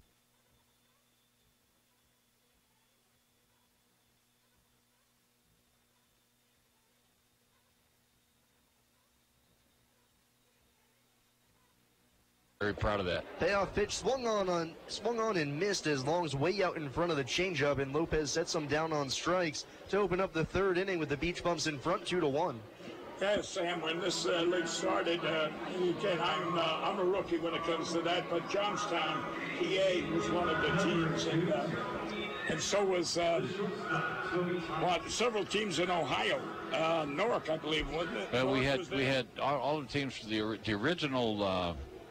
First pitch to Toby Thomas is a called strike 1, 0-1. The original teams that started the 1993 season were in Zanesville, Ohio, Chillicothe, Ohio. 0-1 pitch hit high in the air to pretty deep left field. Rivera, the left fielder, going back. He's at the track. He reaches up and makes the catch as he crashes into the Budweiser sign in left center field to retire Thomas for the second out. Very there nice goes play. Toby. He just lost the double, at least a double, but... It was a good play by the left fielder. Yes, it was, but he broke, as I always say to Sam Bell, that you watch the outfielders, the way they react, and you know whether the ball's in the ballpark or out of the ballpark. Yeah, there you go. Yeah, the original 8 teams were Zanesville, Ohio, Chillicothe, Ohio, Lancaster, Ohio, Portsmouth, Ohio. Let's see, Parkersburg, West Virginia, and then there was a team in Huntington, West Virginia, and a team outside of Charleston, West Virginia. And those two West Virginia teams both bellied up like 1 week into the season. So they finished with 6. 1-0 pitch to Gardner. He's a big hack, and he comes up empty 1-1. And then they picked up a couple the next year, and then that's when I came in. And we got through, and of all the years, of all the time, I've been to every town in the Frontier League over its history except for one, and it was in 1994. 1-1 pitch, just a little bit high and outside, 2-1. And I wouldn't go down to Paintsville, Kentucky. That's the one place I didn't go is Paintsville, Kentucky, and they reported one night a crowd of 7,000, and 2-1. They had 7 people. A few extra zeros, hooking the books, fudging the numbers. Yeah. Well, I was going to say, I stand to be corrected. Bill can change it. Correct me. But 3-1, just outside for ball 4. Gardner draws the walk. I think when the Otters first became a member of this league, correct, the ownership was by a New Jersey guy. That owned the, he was by New York actually, and then it was Tom Sullivan. Tom Sullivan, yes, he was the first owner, and then a New Jersey guy took it over, Charlie Jacey. Right. And but Tom Sullivan was the first owner here. A wonderful man. He's still alive. Still lives over in Still lives in Johnstown, Pennsylvania, and that's where he had the team. And he basically moved the team here. Very, very, very, very nice man. His son Charlie's in the scouting and very high up in scouting with the Pittsburgh Pirates. But that's how we first got baseball to Evansville in 1995. 1-0 pitch, skied in the air down the right field side. Bernard giving chase over towards the line in the Otters bullpen. He settles up before the fence and puts it away as Harrison flies out to foul ground to end the inning. And the Otters are turned away here in the third frame. We'll go to the fourth. It's Traverse City 2 and Evansville 1 here on WUEV 91.5 FM and the Kruckemeyer and Kahn Otters Radio Network.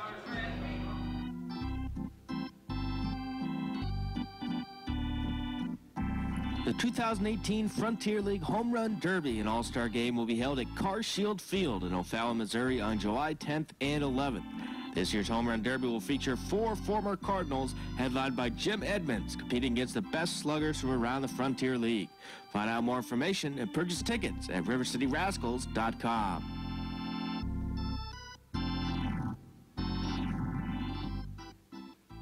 The thought of my sons growing up without me inspired me to quit smoking. I talked to my doctors, and then I threw away all my cigarettes, ashtrays, and lighters. I started exercising instead of smoking. Staying away from alcohol when I was first quitting was key. I kept on trying, learned something each time. Do whatever it takes. No matter how many times it takes. We did it, so can you. For free help, call 1-800-QUIT-NOW. A message from the U.S. Department of Health and Human Services and CDC.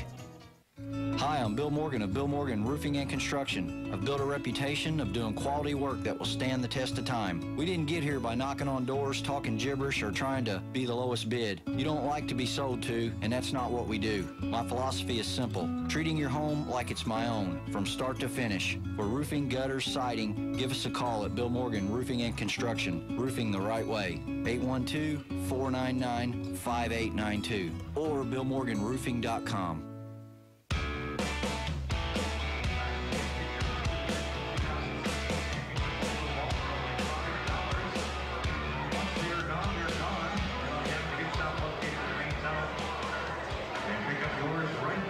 So it's just back to Bill and I here in the booth as we're down 1, Bill. Is he an interesting gentleman to work with? That was a very fun conversation, getting to reminisce back on the good old days. But the Frontier League commissioner has a few other important duties to attend to here at the ballpark as he departs from the booth. Yeah, and I'd say it's always great to have him here. He's a good friend, and I've known him since... I'm going to say since my first introduction, I believe, was 2005 with him. So that would be, what, 13, 14 years ago? Yeah. First pitch from Vail here in the inning to Max Dudo is down and in. He yanks the fastball off the edge. 1 ball and no strikes. Tyler coming off a 3rd inning where he walked 2 batters, gave up a single as well as 2 runs. One coming home on a sac fly, the other on a wild pitch. 1-0 pitch to Dudo. Swung on and missed, foul tipped into the mid of Valorio. 1 ball and 1 strike. Those walks have really come around to hurt Tyler. Well, we got 6 walks so far. He's equaled his total for the season. Yep. Unfortunately for Tyler, but he's only allowed 1 hit, so that's the good news. But 2 runs home for Traverse City as they lead by 1. The 1-1 pitch, fastball pops the mitt, but just below the strike zone, 2-1. Dudo, Patrick, and Rivera here in the inning.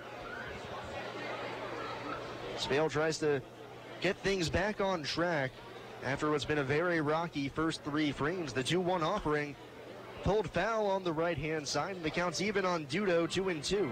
I thought that Toby was going to have a double anyway, and that left fielder really made a nice catch on Toby when he hit it up against that Budweiser sign out there. At least 300 and I'd say 70, 75 feet. Yeah, that ball carried a little bit more than I thought it would. Toby's swing was a little bit out in front. Yeah. But he barreled it up good, nearly had extra bases, but no dice. The Otters haven't scored since the 2nd now as the 2-2 pitch to Dudo is skied in the air to shallow right field. Cronin goes back onto the grass, but now chasing back into the infield dirt. He'll put it away as that ball spooked a few players on the infield. Harrison out in right field came charging in, thinking that one was going to go to shallow right. Cronin went back out to the grass before having to sprint in, but the play is made for the first out. And did you notice that Tyler, when the first baseman went to field that ball, left first base, Tyler Vail left the mound to go over and cover first. That's heads-up baseball. That was good thinking on Tyler Vail's part. So now it's Kendall Patrick who bounced out to first his first time up, right on right matchup. And the first pitch from Vail slides inside for ball 1.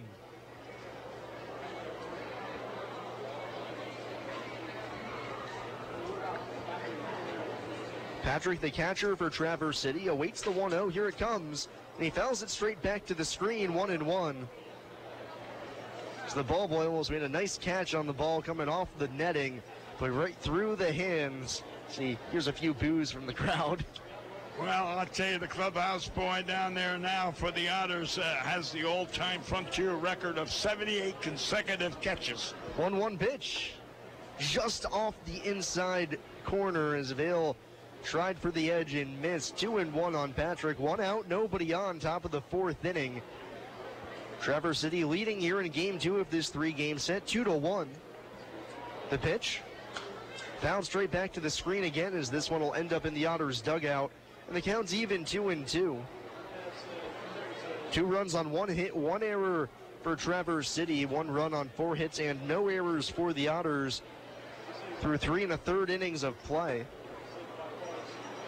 Patrick slightly open stance, back elbow high as he wiggles the bat a little bit. The 2-2 pitch. Fastball off the outside corner now as Vail can't find the edge. And he's in danger of walk number 7 now, 3-2 on Patrick. Yeah, his command tonight is somewhere lost. Payoff pitch hit high in the air to right field. First baseman Lytle going out. Right fielder Harrison coming on in the Otters bullpen. Harrison makes the catch just in front of the bullpen mounds as he puts it away for the second out of the inning. Now I'm going to say again, Sam, and I hope you agree with me. I'll give you $5 if you do. But that shows you that Harrison plays a pretty good outfield. The way he went after that, and he watched how close he was to the wall, and I tell you, I'm impressed with his outfield play. Yeah, Travis has been very good in the outfield since shifting over from third base. First pitch to Orlando Rivera, called strike 1 at the knees. Vail trying for his first 1-2-3 inning of the ball game. Top half of the 4th inning, Traverse City leads 2-1. He's not going to replace Gardner out there in right field because Jeff's one of the better right fielders. 0-1 pitch hit hard on the ground, but right to the second baseman Cronin, who picks it up and throws out Rivera for a 1-2-3 inning. Vail able to set down the side in order, and we go to the bottom half of the 4th. Traverse City 2 and Evansville 1 here on WUEV 91.5 FM and the Krugemeyer and Kahn Otters Radio Network. No matter. I just love this place. And I just love that ring. It's gorgeous. Where did he get it? Krugemeyer and Kahn, of course. For the engagement ring that will have everybody talking, look no further than Krugemeyer and Kahn. With incomparable selection, quality, and service, Krugemeyer & Kahn is the only choice for the ring that will last a lifetime. Krugemeyer & Kahn, your lifetime jewelers. So, everybody's talking about the ring. It's pretty great, huh? Pretty great. It's amazing. You gotta tell me, man. Where'd you get it? Krugemeyer & Kahn, of course. For the engagement ring that will have everybody talking, look no further than Krugemeyer & Kahn. With incomparable selection, quality, and service, Krugemeyer & Kahn is the only choice for the ring that will last a lifetime. Krugemeyer & Kahn, your lifetime jewelers. So let's see it. I absolutely love it. He did a fabulous job picking it out. I couldn't be happier. Well, I had a lot of help. I bet I know where it came from. Krugemeyer and Kahn, of course. For the engagement ring that will have everybody talking, look no further than Krugemeyer & Kahn. With incomparable selection, quality, and service, Krugemeyer & Kahn is the only choice for the ring that will last a lifetime. Krugemeyer & Kahn, your lifetime jewelers.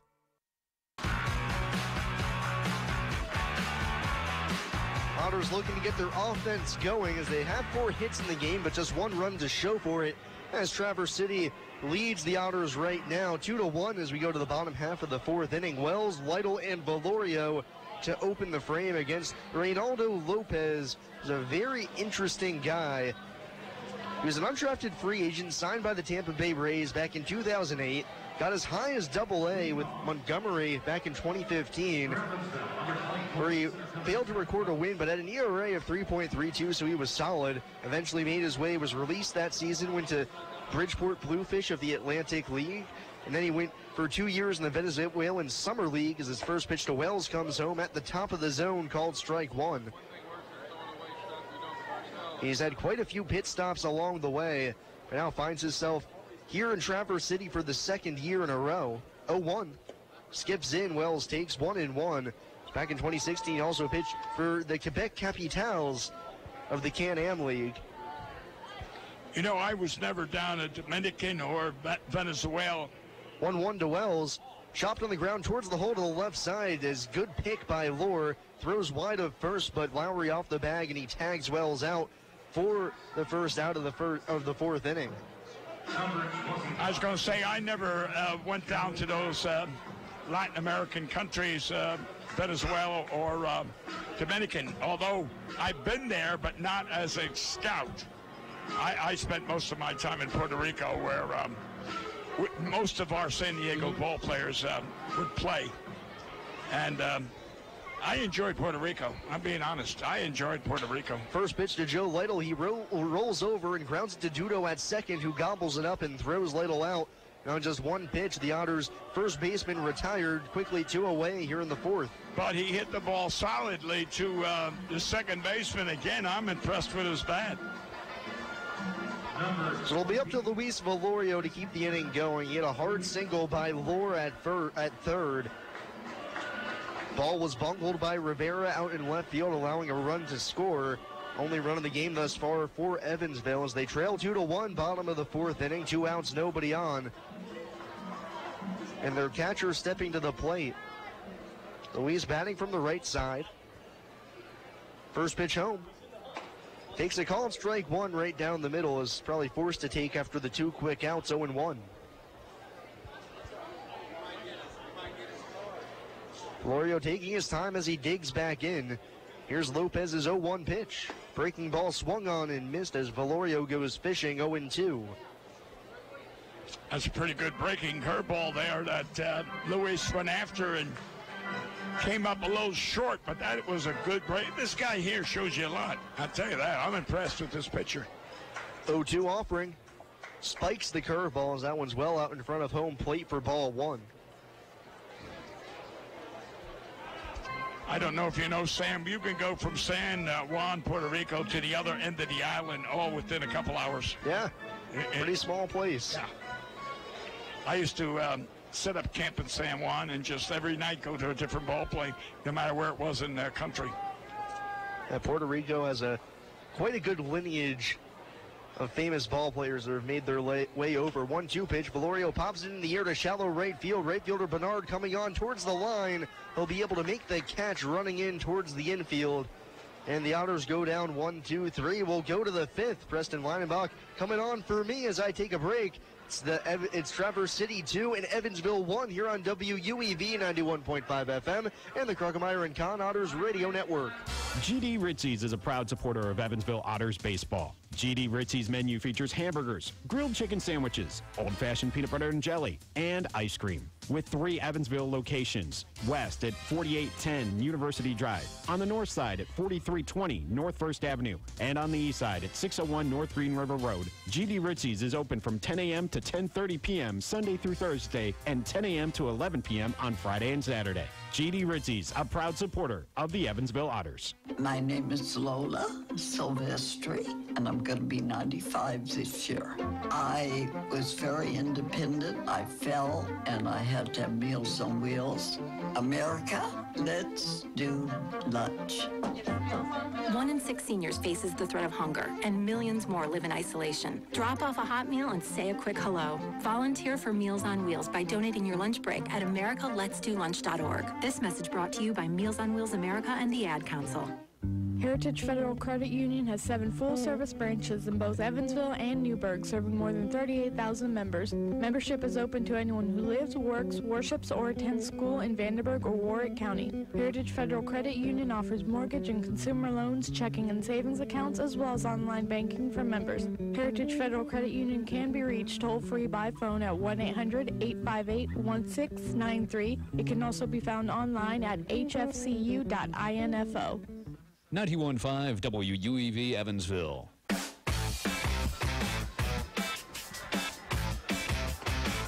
Coming back to Bossy Field here on 91.5 FM WUEV and the Evansville Otters Digital Network presented by Krugmeyer and Kahn. Going to the 5th, where the Traverse City Beach Bums leading 2-1. As the Otters looking to keep that deficit the same with Tyler Vale going back out to the mound, Bill. And it's been a little bit of a grind here for Tyler Vale, but again, making it to the 5th, and Otters hoping he may get another inning or 2 out of him. Yeah, he hasn't had command of his pitches, Preston, but more importantly than Tyler Vale right now is a group of fans who are sitting down in front of us who are all looking up, and they're talking about who is that announcer. And ladies and gentlemen, what I'm talking about is Preston's parents and are down here, and I know. It's great to have him. Yeah, as my parents are here, as well as some family, aunt, uncle, cousins from Mobile, Alabama, visiting here this weekend. I'm glad they could come out to the ballpark and enjoy Evansville Otters baseball. Okay, now back to baseball. As R.B. Fields will lead off the inning, top of the order for the Beach Bums. Strike called long, low and away there, and it's 0-1. Vail, the right-hander, on the mound so far.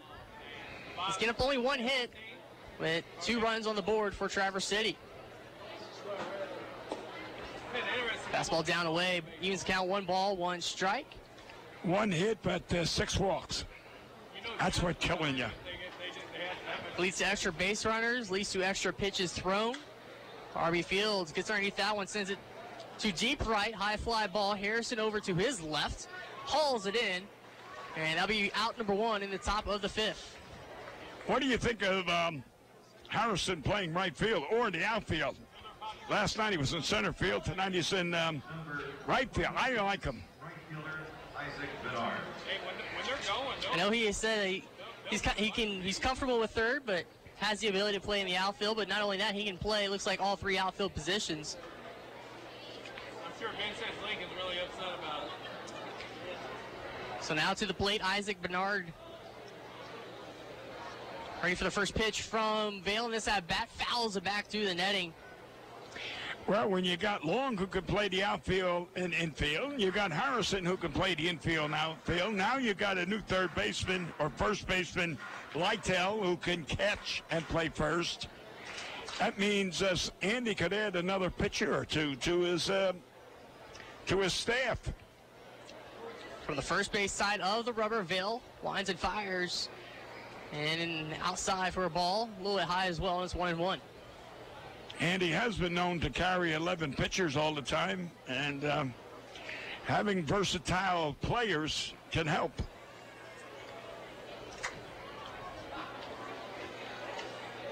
So 1-1 count pitch, grounder. Cronin able to go down to a knee, backhands, throws to first base. 4-3 on the putout, and there's 2 down. Otters looking for the series win here tonight.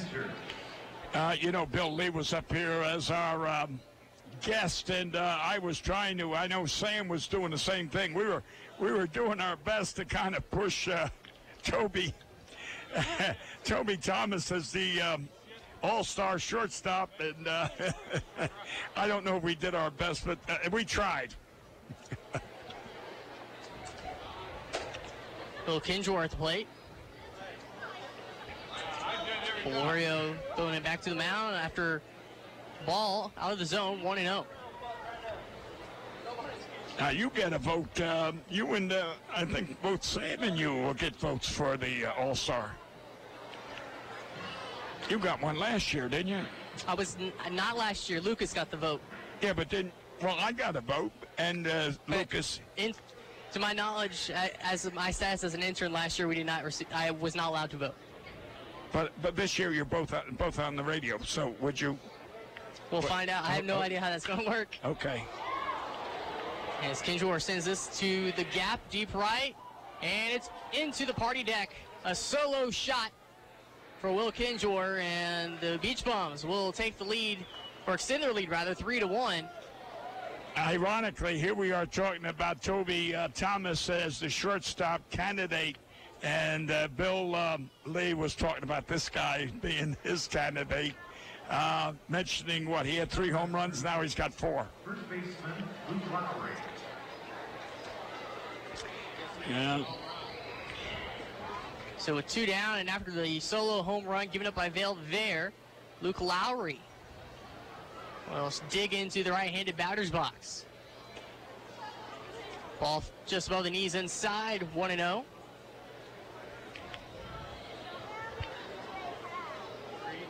Vail really hasn't been able to really settle into a rhythm. Now he goes down and away with the fastball, 2-0. No, he, I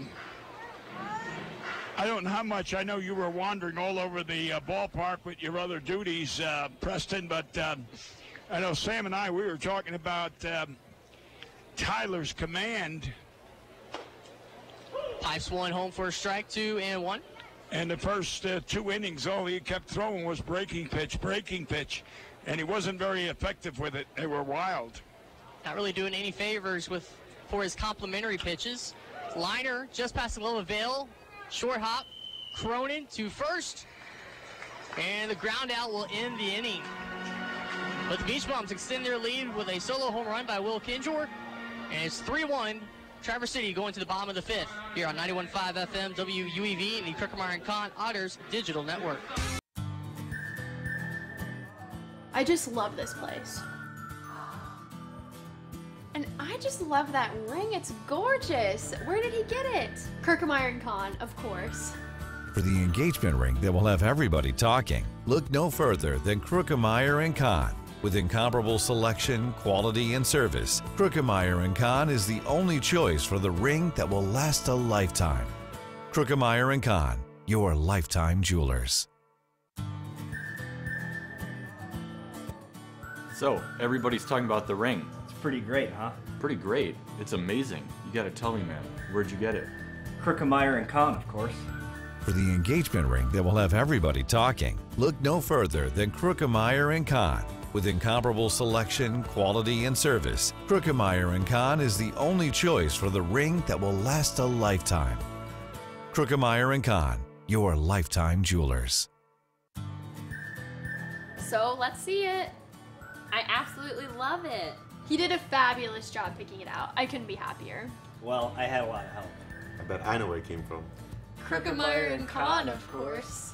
For the engagement ring that will have everybody talking, look no further than Crooker & Con. With incomparable selection, quality, and service, Crooker & Con is the only choice for the ring that will last a lifetime. Crooker & Con, your lifetime jewelers.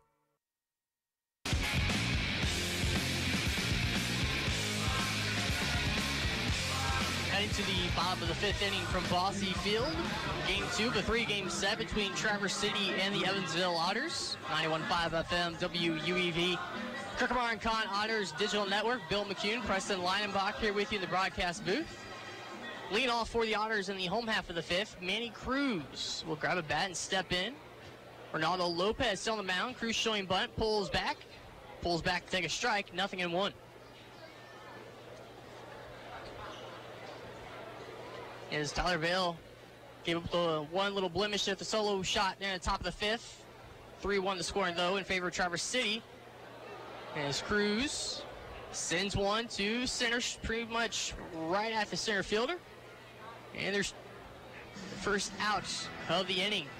And Cruz is retired on the fly ball. Prior to the game, when Sam and I were talking about Tyler's performance, where he threw 26 innings and gave up only 6 walks, but he had a 6.0 ERA, and we were talking about he gave up the long ball. Well, again, that proved it today with the long ball. So that ball was sent again right to Fields. And Tyler Vale would love to maybe get a little more offensive support just to make himself feel a little bit better. And as Cronin at the dish, takes ball 1 downstairs.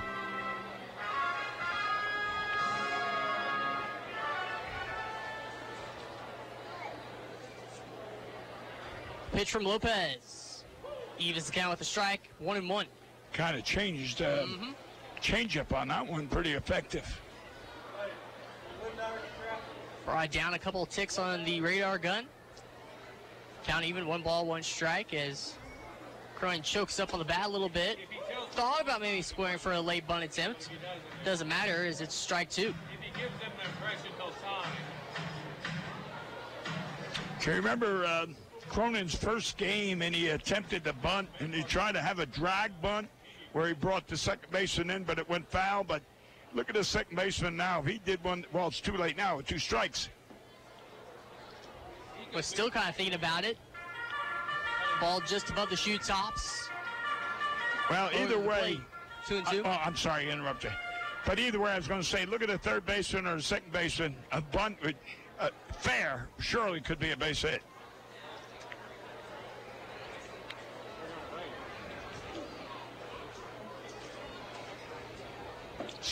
Ooh. Good curveball there from Lopez. From our angle, it looked like it might have caught the knees, but it apparently still low, and it's full 3-2. That's when you look up and you say, thank you, God. So Cronin awaits the payoff from the right-hander, Lopez. Here's his windup. Try to maybe go for the same pitch, but a little too far low that time. Easy take for Cronin, and it's a one-out walk.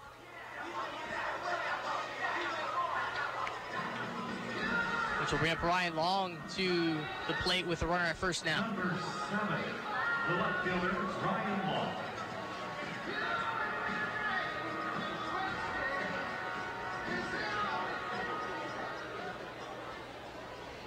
In the middle game of the series tonight, post-game fireworks to follow after tonight's game. Oh, we are? We're having fireworks tonight? Yeah. Oh. So I got a pretty good crowd here, about 3,000 or so. Fans can stay in their seats and await the show from left center. I was out towards center field earlier. Can see the workers, the pyrotechnics, starting to set up the firework display. An inside-out swing there by Long goes opposite field for a base hit. Cronin advances to second. You know, Ryan does that exceptionally well last year, and he should exercise that more this year. And, I mean, they're base hits all the time. Just slap it to left field. If you want about 300, that's the type of hits you need.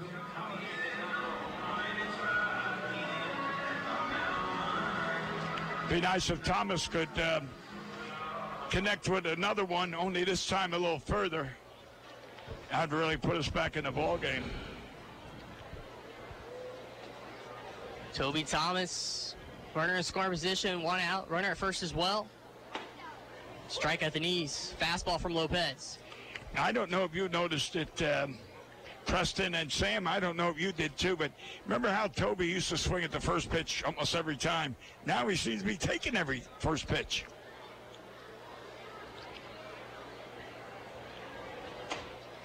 Takes strike two, that time on the outer part of the plate.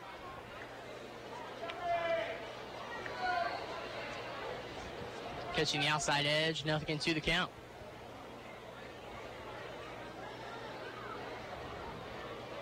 Working that outside corner. Oh, good. Puts it right over the second baseman's head into the outfield. Didn't go far enough, so the bases will be loaded with Cronin stopping at third.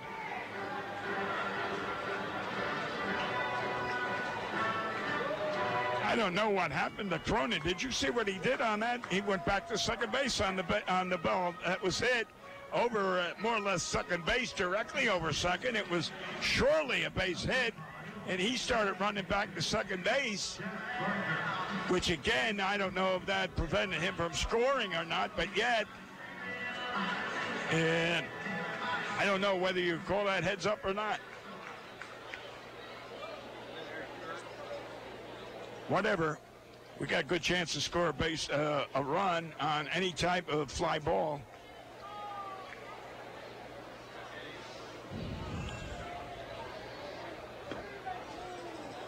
Lopez to Garner, down the way toward the dirt, 1-0.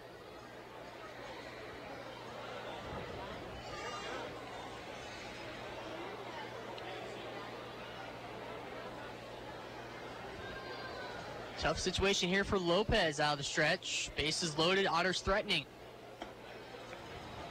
Big power bat, Garner at the plate. Outside 2-0. Obviously, Garner's may not have quite the season he expected. Either way, there could be, if you go back to last year, it might be a thought to put Garner on, but again, with the bases loaded, there's no option. Got to pitch to him. Going outside, 3-0. Well, Andy gives his batters the option of going on a 3-0 count. And I want to tell you something, Preston. I feel good that if any ball that's hit in the Bud Light Lime patio, I will not charge them for an autograph.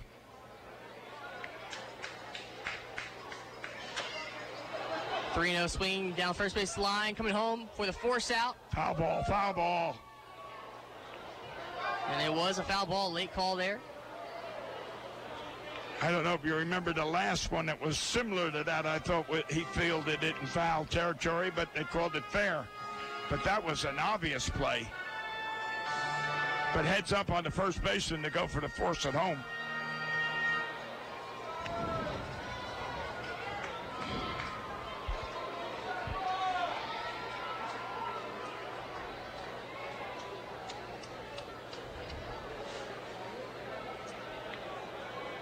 Again, he did execute the 3-0 count. 3-1. We'll see if Gardner swings this time. Almost. Appeal did not go. Bases loaded. Walk will bring in Cronin. And the Otters score a run to make it 3-2 Traverse City.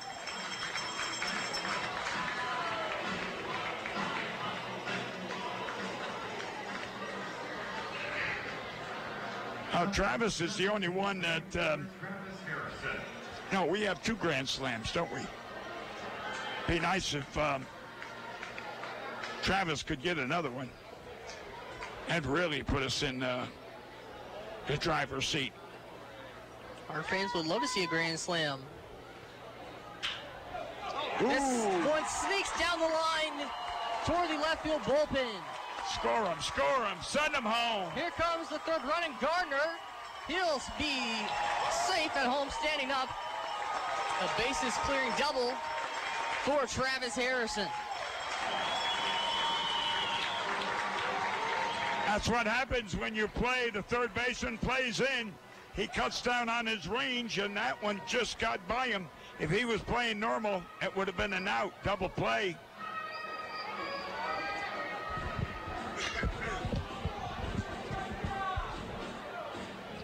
Nobody warming up, so we're not going to have a new pitcher. Now they are, but I mean, we have no one prior to this. Got some action now starting to take place down the left field bullpen for Traverse City. The Otters have taken the lead 5-3. And for Harrison, not a big exploding hit, but again, it gets the job done. Found the hole down the line.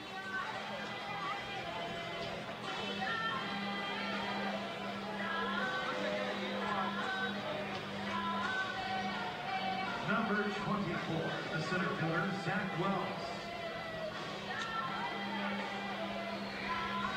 So Zach Wells will come to the play with the runner in scoring position now on Harrison. Only one out so far in this inning. Wells returning from the injury list today. Adding a little bit more maybe to that outfield depth for Evansville, considering that they basically have 2 utility players in Harrison and Long that can play infield and out. Then you got Colin, Gardner, and Wells now.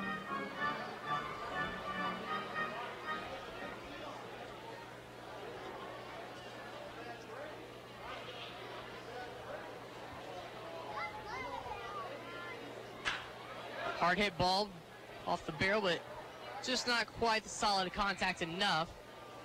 And that's a ground out to third.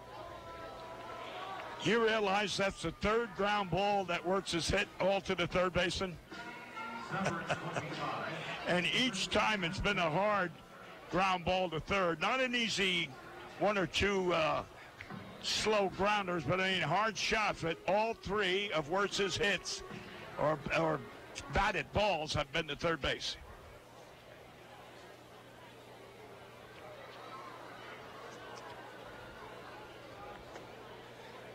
So with 2 outs, Harrison still at second. Joel Lytle steps in. And he has hit the ball pressed in hard every time that he's been in the lineup.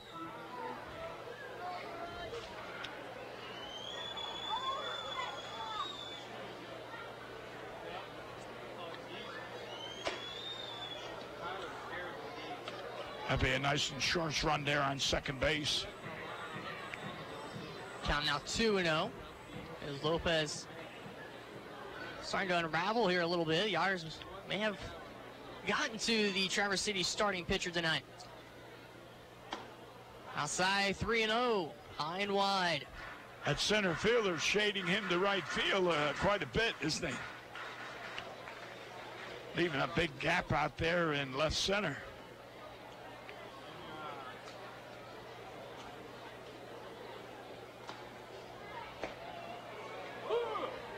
Lopez bounces back with a strike.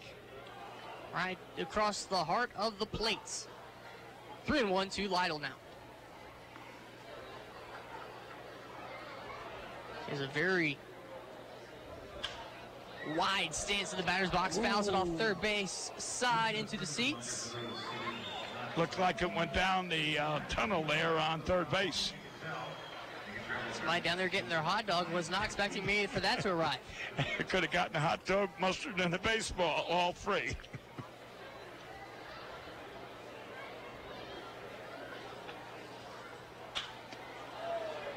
Foul territory, third base side. Looks like he'll get toward the rooftop.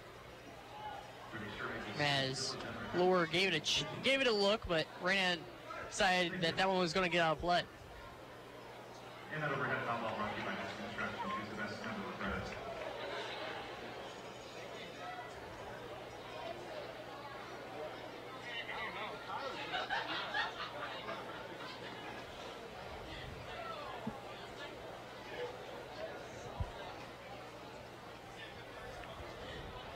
Payoff. Hard hit to center field, going back. A little sideways as well, but he'll reach up to make the catch for out number 3. The Otters score 4 in the inning. Travis Harrison with a bases clearing double.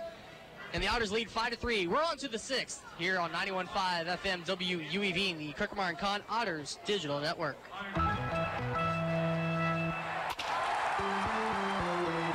Hi, this is Joe Townsend from JMT Restoration. We are proud to be a sponsor of the 2016 Frontier Champion Evansville Otters. If you ever have a mold or water restoration issue in your home or business, give us a call at 812-205-5384. JMT Restoration Service, where professional work meets affordable pricing. Remember, go Otters! Hey 91.5 UEV listeners, if you like the music we play and our programming throughout the week, please consider donating to WUEV. It's as easy as going to WUEV.org and clicking the Give button. Or if you have a local business and are interested in underwriting UEV programming, email us at wuev@evansville.edu. From the staff at 91.5 FM WUEV, we thank you for listening and appreciate your support. The Tri-State Area Marathon service stations are proud supporters of the Evansville Otters. Marathon has over 5,100 Marathon-branded stations nationwide, and a full list of area Marathon stations and a list of daily gas prices are available online at myMarathonStation.com. Marathon provides products which support commercial, industrial, and retail operations. Marathon's slogan is Fueling the American Spirit.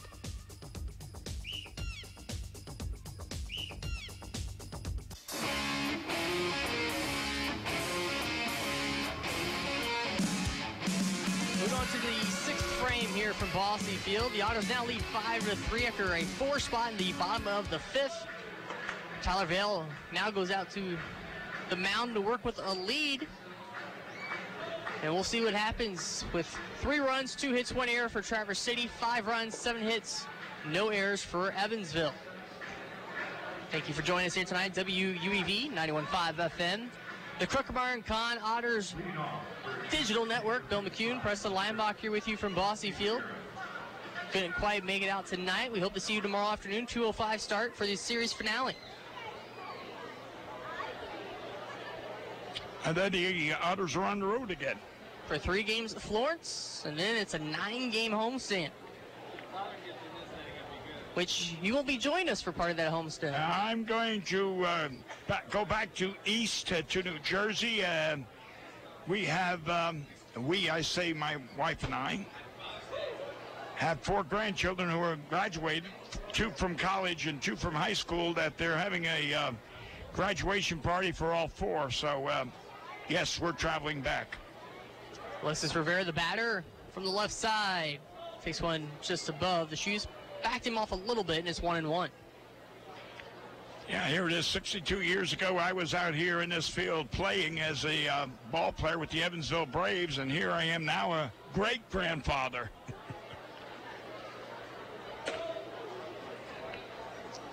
So that one also backs off of her just a little bit. That one closer to being thigh-high, but it's 2-1 either way.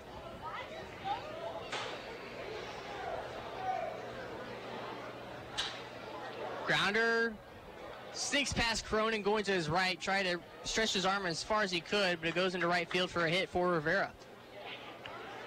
I would say, Preston, if the next batter gets on, would be it a walk or a hit, take him out. Or maybe they're going to take him out now. As Max Pearson heads out to the mound for the Otters.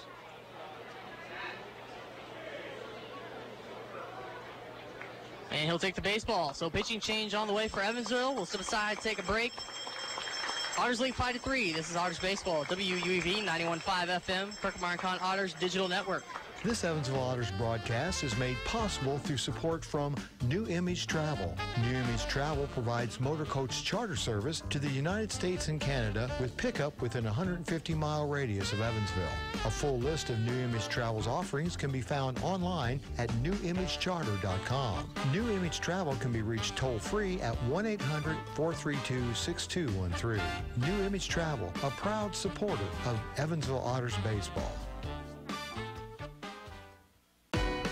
Hello, fellow ACES. As campus activities wind down, get connected and stay connected with UE through the ACES Alumni Networking Hour on Tuesday, April 24th from 12 to 1 p.m. Network all around the world with fellow ACES, exchange career tips, and build your professional network, all online from any device, no matter where you are. You will participate in one-on-one chats with other UE alumni. Each chat is saved, making it simple to look back at your history and follow up.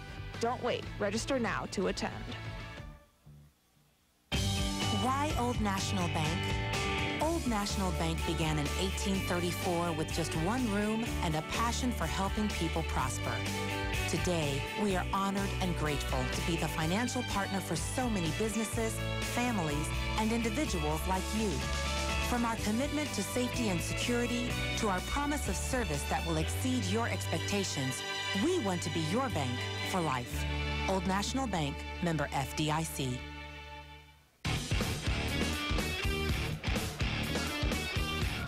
Back here in the top of the sixth, runner on first for Traverse City. Sean Adler will come in to pitch for Evansville, the lefty. And his final warm-up toss is in. Well, Preston, Tyler Vale can be the winner. Even though there's a runner on first, he can't be the loser because the runner on first, even if he scores, it would be 5-4. So he'd still have that one-run lead.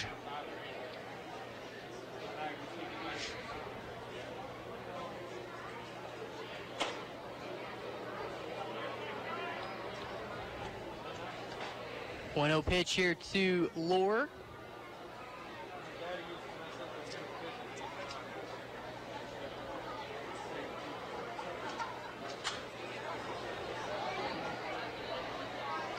Fouled away, 1-1. Well, we got a pretty good crowd here tonight, and you say there's fireworks later, so let's hope everyone's enjoying themselves. It's great to have the Otters leading. Fouled back 1-2 as Lohr swung underneath that one just a little bit. And the rooftop just above us, it sounded like. Yeah, thank God there's a roof above us.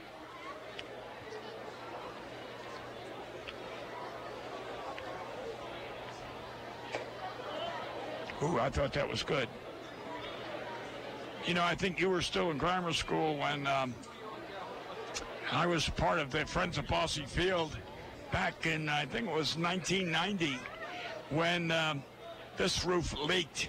If you came to watch a high school game, because we didn't have any Otters at that time, and the bathrooms didn't work and the roof leaked. Thank God the Otters came to do a little repairs. His back-to-back pitches from Adler outside the zone. 3-2 now, the payoff. Grounder toward third. Cruz to second for one. On to first. Double play for the Otters. 5-4-3. Well turned there defensively by Evansville. They're impressive anymore. Having Cruz at third base, I think, is an addition.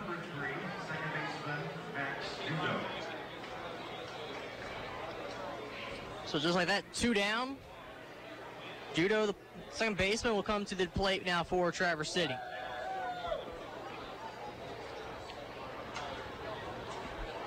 Playing at second base.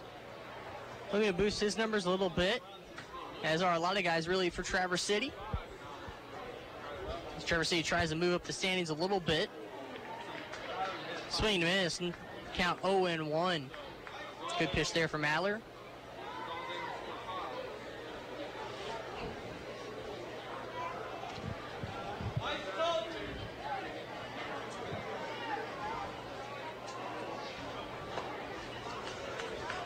Another swing and a miss. Judo with back-to-back hard cuts, but does not make contact. Falls behind 0-2 in the count.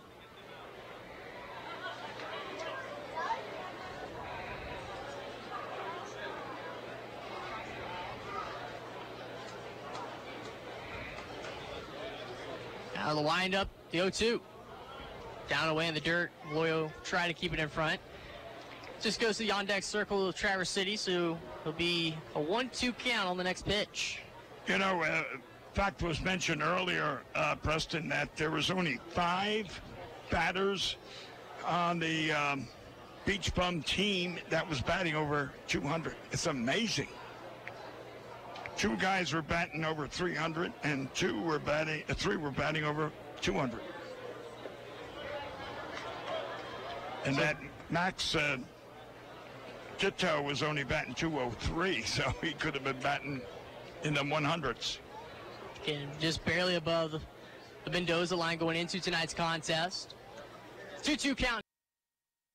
Taylor tried to get him the chase after another one low in the zone. Judo did not offer.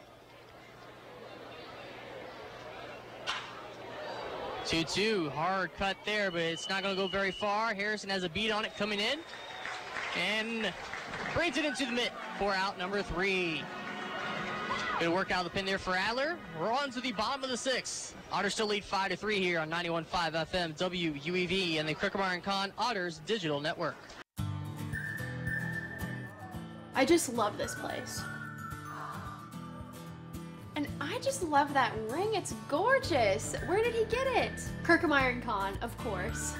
For the engagement ring that will have everybody talking, look no further than Crookermeyer & Kahn. With incomparable selection, quality, and service, Crookermeyer & Kahn is the only choice for the ring that will last a lifetime. Crookermeyer & Kahn, your lifetime jewelers. So, everybody's talking about the ring. It's pretty great, huh? Pretty great. It's amazing. You gotta tell me, man. Where'd you get it? Crookermeyer & Kahn, of course. For the engagement ring that will have everybody talking, look no further than Crookermeyer & Kahn. With incomparable selection, quality, and service, Crookermeyer & Kahn is the only choice for the ring that will last a lifetime. Crookermeyer & Kahn, your lifetime jewelers. So let's see it. I absolutely love it. He did a fabulous job picking it out. I couldn't be happier. Well, I had a lot of help. I bet I know where it came from. Crookermeyer & Kahn, of course. For the engagement ring that will have everybody talking, look no further than Crookermeyer & Kahn. With incomparable selection, quality, and service, Crookermeyer & Kahn is the only choice for the ring that will last a lifetime. Crookermeyer & Kahn, your lifetime jewelers.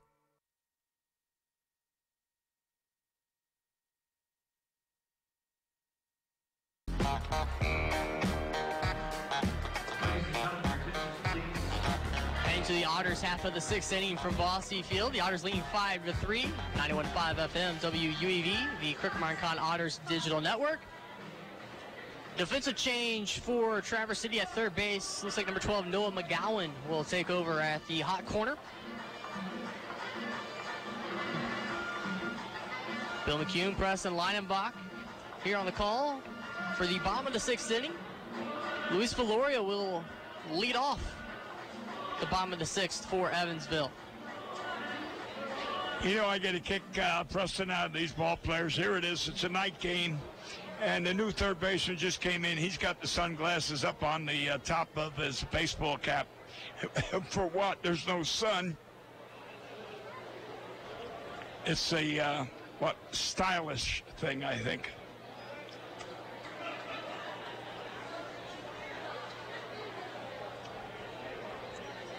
1-0 count to Valorio, the pitch. Foul back. There's another one off that roof. Teams count 1-1, yeah. Yeah. When it's over here right behind home plate, we hear it. It's a little bit softer once it get down on the first and third base side a little bit. Swing and a miss, 1-2. That was a change that Luis jumped at that high change.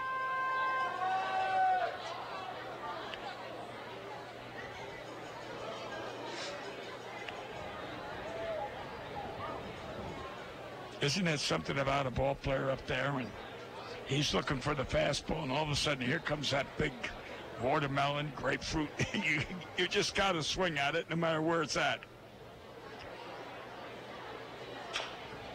Off the end of the bat, back to Lopez. Fields his position well off the mound to first. And there's one away in the bottom of the sixth for the Otters.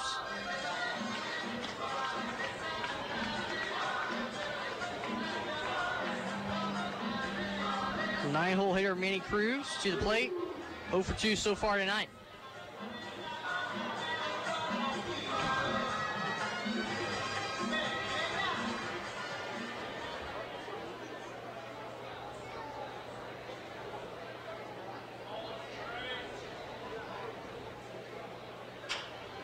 First pitch swinging, grounded to third. McGowan tested early since entering the game. Low throw, dug out by Lowry at first base. 2 down.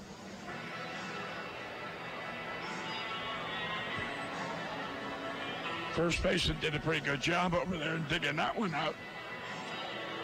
Again, a catcher. So back to the top of the lineup for Evansville with 2 down. The leadoff batter, Cronin. Walked and scored in his last appearance back in the 5th when the Otters put up 4 runs. They take their 5-3 lead. First pitch for a strike to Cronin from Lopez. And that new third baseman is playing up on the grass, expecting a bunt. Whereas the old third baseman backed off and played deep. There he goes with that charging bunt attempt. Does not make contact. And it's 0-2. Cronin falling behind on that. I guess I would say made a little bit of a risky move there, charging toward it. Yeah. Now he's playing deep. Now he's back to normal with 2 strikes.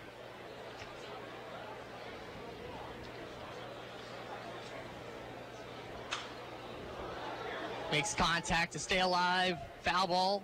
Still 0-2.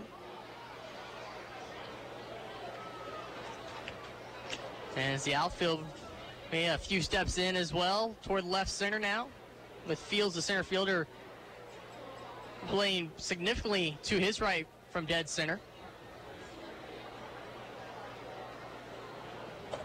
Breaking ball, never came back down.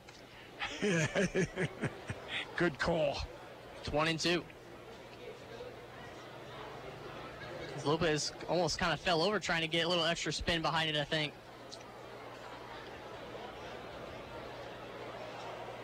1-2. Lopez winds and fires. Swing and a miss. A strikeout for Cronin, and that will end the inning. The Otters go down 1-2-3. On to the 7th from Bossy Field. Sam Jelinek will rejoin Bill when we come back from this break. It's 5-3 Otters on 91.5 FM WUEV and the Crook Con Otters Digital Network. Since 1994, Slays Restoration has been assisting tri-state residents clean up and restore their properties after disasters of all kinds. Located at 2121 Cotter Avenue in Evansville, Slays Restoration offers assistance for water damage, fire and smoke damage, mold and biohazard mitigation, complete reconstruction, and much more. Slays Restoration can be reached toll-free 24 hours a day at 1-888-776-8555. It can also be found online at slaysrestoration.com. Today in school, I learned a lot. In chemistry, I learned that no one likes me. In biology, I learned that I'm fat and stupid. In English, I learned that I'm disgusting. And in gym, I learned that I'm pathetic and a joke. The only thing I didn't learn in school today is why no one ever helps. Kids witness bullying every day. They want to help, but they don't know how. Teach them how to stop bullying and be more than a bystander at stopbullying.gov. A message from the Ad Council.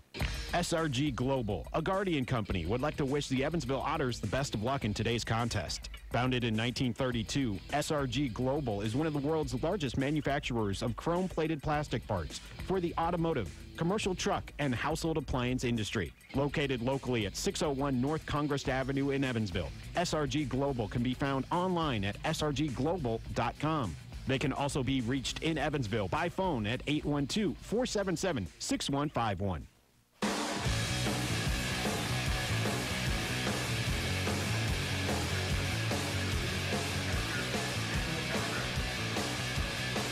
We go to the top half of the 7th inning with the Otters still maintaining a 2-run advantage. After that big 4-run 5th inning pushed them in front, Sean Adler back out for the 7th after finishing off the 6th, and his first pitch of the frame is a fastball that zips in over the heart of the plate to Kendall Patrick, who's over.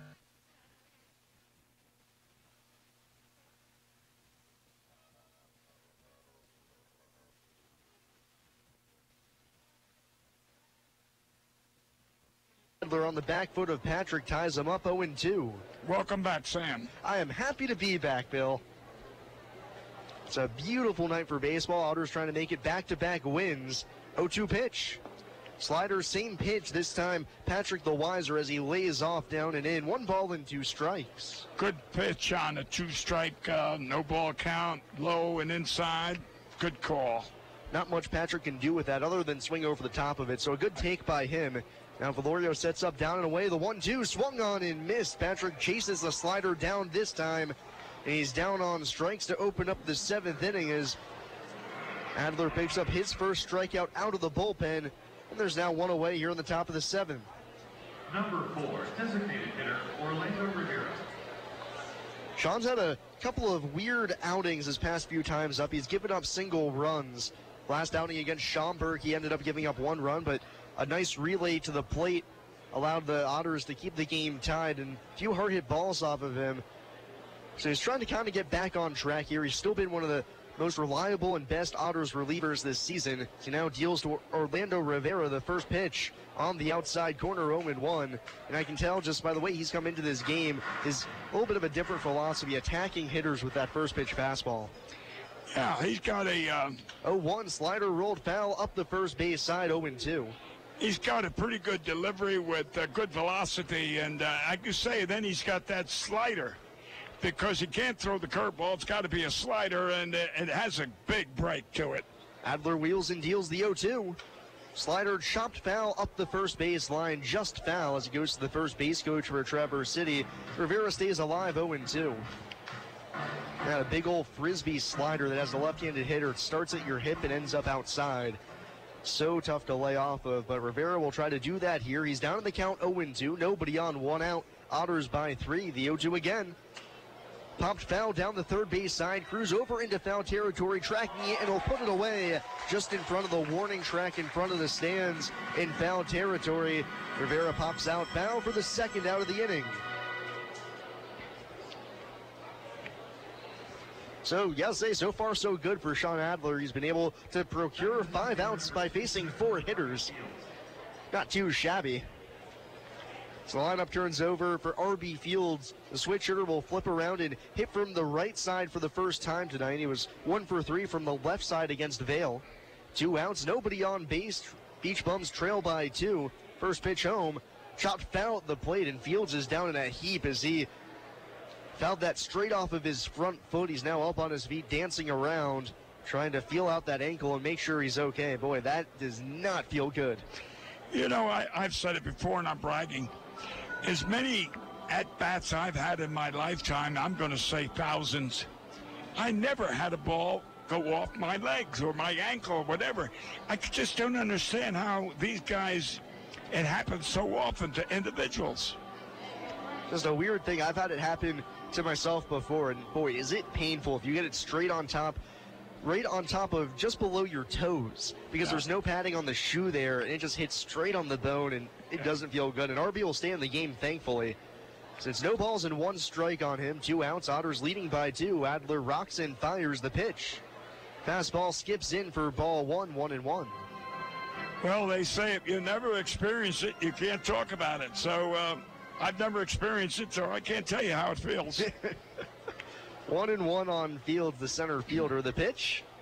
Slider sweeps in across the plate as it can't nab the inside corner. 2-1. I thought that looked good. I thought he was crouching a little, and then when he came up, it was a strike. 2-1. Fastball a little bit up and away as Adler pops the mitt but can't get the call. 3-1. Right, now that was a ball. I agree with that. Yeah. A little bit off the outside edge above the letters, and Adler tried to avoid the 2-out walk here. His 3-1 pitch. Fastball called, strike 2 as Fields takes a false step towards first. It'll have to stay in the box for a 3-2 pitch. I had this when I was in college coaching my son there at that university, and I had this little Japanese player, and he probably was 5'3", and I used to tell him, payoff pitch. Bouncer back to the mound off of Adler's glove behind second. Cronin Field throws across his body in time. A nice play by David Cronin as he fields the hopper off of Adler's mitt behind second with a backhand pick. Retires the speedy Fields for a 1-2-3 inning. It's time to stretch, and the Otters lead 5-3 here on WUEV 91.5 FM and the Kruckemeyer and Kahn Otters Radio Network. I just love this place. And I just love that ring. It's gorgeous. Where did he get it? Kruckemeyer and Kahn, of course. For the engagement ring that will have everybody talking, look no further than Kruckemeyer & Kahn. With incomparable selection, quality, and service, Kruckemeyer & Kahn is the only choice for the ring that will last a lifetime. Kruckemeyer & Kahn, your lifetime jewelers. So, everybody's talking about the ring. It's pretty great, huh? Pretty great. It's amazing. You gotta tell me, man. Where'd you get it? Kruckemeyer & Kahn, of course. For the engagement ring that will have everybody talking, look no further than Kruckemeyer & Kahn. With incomparable selection, quality, and service, Kruckemeyer & Kahn is the only choice for the ring that will last a lifetime. Kruckemeyer & Kahn, your lifetime jewelers. So let's see it. I absolutely love it. He did a fabulous job picking it out. I couldn't be happier. Well, I had a lot of help. I bet I know where it came from. Kruckemeyer and Kahn, of course. For the engagement ring that will have everybody talking, look no further than Kruckemeyer & Kahn. With incomparable selection, quality, and service, Kruckemeyer & Kahn is the only choice for the ring that will last a lifetime. Kruckemeyer & Kahn, your lifetime jewelers. We go to the bottom half of the seventh inning with the Otters still in front 5-3, and we got a pitching change to tell you about as Reynaldo Lopez's night is done. Looks like he'll be on the hook for the loss if the Otters can hang on here. Lopez goes 6 innings, allows 7 hits, 5 runs, 4 earned, 3 walks, and 3 strikeouts as he eats 6 valuable innings for a struggling Beach Bums pitching staff. On in his stead is Kenneth Knudsen, the second time we see him this series as he pitched in yesterday's game, throwing a scoreless inning, walked 1 batter, struck out 1, 1-0 in the season, a 5.71 ERA, 17 1/3 innings, 21 punch-outs for the righty, 6'2", 205 from Bryan College. You know, if I just finished that little story, Sam, I had this old Japanese, he was a utility player, didn't play, you know, I used him as a pitch hitter, pitch runner. And when I used him as a pitch hitter, I used to say, crouch at the plate and don't swing. Do not swing. All I wanted was a walk because he would, you know, I mean, he gave you no strike zone at all. And his last game, he took a swing. He did swing. First pitch to Long is just a little bit high and tight, 1-0. And he got a base hit. Unbelievable. Anyway, he was a good kid. Long leading us off. He's 2 for 3 with 2 base hits. The 1-0 pitch from Knudsen on the outside corner, 1-1. I'm surprised. I'm wondering if you were in the same game where I believe the fella's name was Eddie Goodell. Yes. The little midget. The St. Louis Browns at the time signed and had him play, and he took a walk. Yep. But that was declared, I think he didn't have a valid contract. 1-1 pitch, down and away for ball 2, 2-1. Yeah, the owner of the St. Louis Browns, I forget his name, but he had Goodell wear the number 3/8, which I think they said, yeah, I don't think you can do that. Right. So it's 2-1 on Long leading off the 7th. Knudsen from the pitch. Fastball just a little bit low, 3-1. He was the showman that owned the St. Louis Cardinals. The Chicago White Sox. Bill Beck? Bill Beck. Yeah. That's who it was. So it's 3 balls and 1 strike on Long, leading off the 7th. The pitch popped high in the air, left field side, slicing out of play. McGowan and Patrick going over. He dives over the tarp, and he can't make the catch. Overran it. He overran that, but then again he hit the tarp, and he did a flip. Now, if I was a gymnastic coach, I wouldn't have given him 5. I would have given him a 1. It was not a good flip. So McGowan unable to make the play as he runs into the tarp up the third base line. So Long gets new life. It's 3-2. Ryan singled and scored his last time up in that 4-run 5th inning. Payoff pitch. Little looping liner out to left center field. Fields over into the gap, though. He'll put it away as the center fielder got a good jump. The ball slicing away from him for the first down. Yeah, there's no breeze. That flag is hanging, so it just hung up there for the center fielder to, as they would say, camp under it. Yeah, a little hot and humid here tonight. The ball carries just a little bit better, and unfortunately for Ryan, even though you always want to have the ball carry a little bit further, he could have used that thing to die a little bit quicker. So now with 1 out, base is still empty. It's Toby Thomas. He's got 2 hits as well and a run scored. First pitch. Fastball underneath his arms for ball 1. Base is empty, 1 away, bottom of the 7th inning, 5-3. Evansville leads this one as they're trying to steal this series from Traverse City. 1-0 pitch. Thomas pops it up behind home plate as that one will go over our heads for strike 1. The Otters drop 2 of 3 to Traverse City over Memorial Day weekend, the first time these two teams met, and now here trying to take game 2 and then possibly go for a sweep tomorrow. That'd be nice.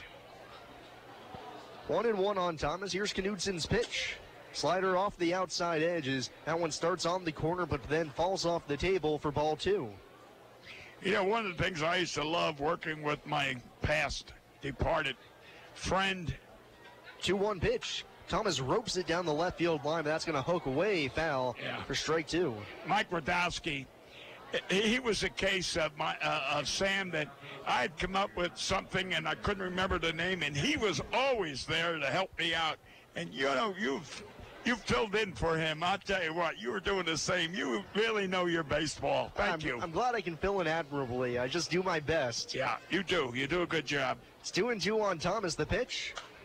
Popped foul on the right-hand side this time is one of the few times we see Thomas a little bit late on a pitch. Fouls it away and stays alive 2-2. See, now I knew he owned the Chicago White Sox, and I couldn't think of it. You came right away and said Bill Beck, or Beck, right?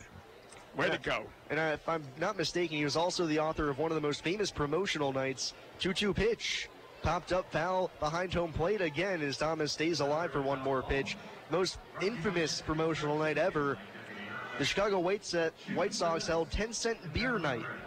On Disco Demolition Night, they sold beer for 10 cents. The fans ended up storming the field, and the White Sox had to forfeit the game to the Indians. I didn't know that one. 2-2 pitch, grounded foul down the third base side just to the left of the bag. And Thomas will see yet another 2-2 pitch. Yeah, it was the brainchild of Bill Beck. And he said, you know, we'll sell beer for 10 cents. We'll make an absolute killing. And, well, they made a lot of money, but they didn't put a limit on how many beers he could buy. Fans got a little rowdy. They stormed the field. They couldn't get them off. And the Indians said, well, we're going to play a baseball game. The White Sox said, well, no, I don't think we can. So Major League Baseball was like, you can't do that. You got to forfeit the game now. Right. 2 balls and 2 strikes on Thomas. The pitch again. Swung on and missed. He chases a slider down and away out of the strike zone. Knudsen has seen 2 batters. He's retired 2 out of the bullpen as there's now 2 gone in the 7th. Didn't Beck bring in Satchel Paige? Yep. When Satchel was into his mid-40s, I believe. What? Or later than that. 60s. Yeah. Maybe 70s. And if I remember, he threw 3 scoreless innings. Yeah. So now it's Jeff Gardner. Base is still empty, two gone now. Jeff's walked twice here tonight. First pitch to him. Fastball on the outside edge, 0-1. Jeff has walked twice tonight, 3 times yesterday. That makes for 5 in the series. Despite only having 1 hit, he's 1 for 3 so far against Traverse City, but he's been on base 6 times. 0-1 pitch. Fastball skips in, way out in front of the plate for ball 1. Otters lead Traverse City 5-3 as we enter the final third of this ball game. We're in the bottom of the 7th inning. 2 outs. Jeff Gardner at the plate hitting from the left side.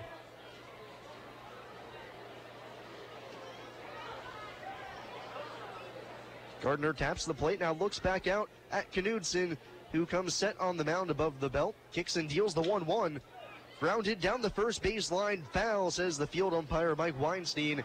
So first baseman Lowry fielded that behind the bag, but on the foul side of the bag for strike 2. Well, you could field the ball on the foul side. Have it still be fair. Providing it didn't go over the bag in fair territory. Yeah, you know, and the curvature. Yeah, we've already seen that a few times tonight. A couple of weird plays up the line. Looking fair or foul depending on your vantage point. 1-2 pitch. Gardner is corkscrewed into the ground as he swings and misses. Right over top of a slider. Back-to-back punch-outs for Knudsen to end the frame. Otters go down 1-2-3, and we'll go to the 8th. As we'll have a new arm on for the Otters. Evansville leads 5-2 here on WUEV 91.5 FM and the Kruckemeyer and Kahn Otters Radio Network.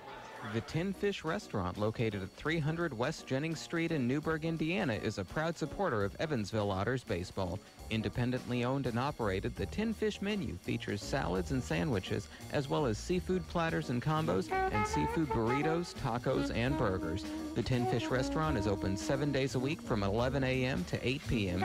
It can be reached by phone at 812-490-7000. The Tin Fish Restaurant. Thanks to Chapman Law Office for its continued support of programming on 91.5 FM. Chapman Law specializes in personal injury law and is located at 420 Main Street in downtown Evansville. Chapman Injury Attorney's motto is make the call, Chapman Law. Contact them at chapmanlaw.com. Thanks again to Chapman Injury Attorneys for supporting 91.5 FM WUEV. Injuries are inevitable. It doesn't matter if you're playing baseball, walking the dog, or falling from a ladder. Injuries happen. When they do, Tri-State Orthopedics offers treatment for sprains, strains, and fractures by medical specialists. Tri-State Orthopedics is located at 225 Cross Lake Drive in Evansville, just north of the Lloyd and I-164. Tri-State Orthopedics can be reached by phone at 812-477-1558. Its urgent care line is 812-474-OUCH. Tri-State Orthopedics, a proud supporter of Evansville Otters baseball. You're listening to exclusive coverage of Evansville Otters baseball on 91.5 FM WUEV Evansville.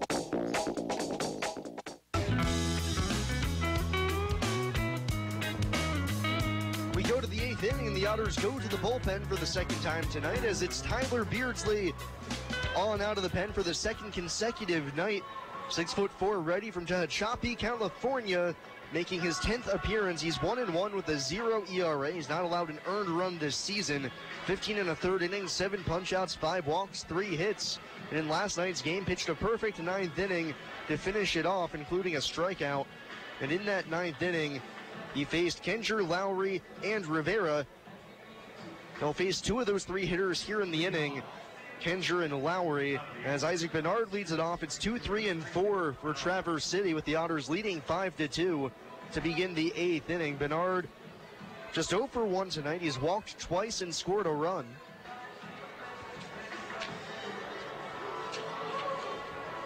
Sean Adler pitched admirably out of the bullpen. 2 innings coming on in relief of Tyler Vale after 5 innings. Got a double play ball and then a 1-2-3 7th inning as well. So the first pitch home from Beardsley to Bernard is on the outside corner, 0-1. Beardsley, a big 6'4", lanky righty, throws from a 3/4 arm slot, delivers a good 2-seam fastball with heavy sink, as well as a slider that'll go to occasionally. Hands over his head, kicks and deals the 0-1. Good fastball on the outside corners. That starts over the middle of the plate before darting to the edge, 0-2. Beardsley with the high stirrup socks, white sanitary with the blue stirrup, 3 white stripes just on the calf.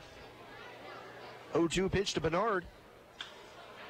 A little pop fly into shallow left field. Long coming on strong. We'll have to play it on a hop, as that one was just placed perfectly by Bernard into shallow left field towards the line, and he's aboard with a leadoff single. Yeah, Jesse Owens, Olympic runner, couldn't have gotten that one.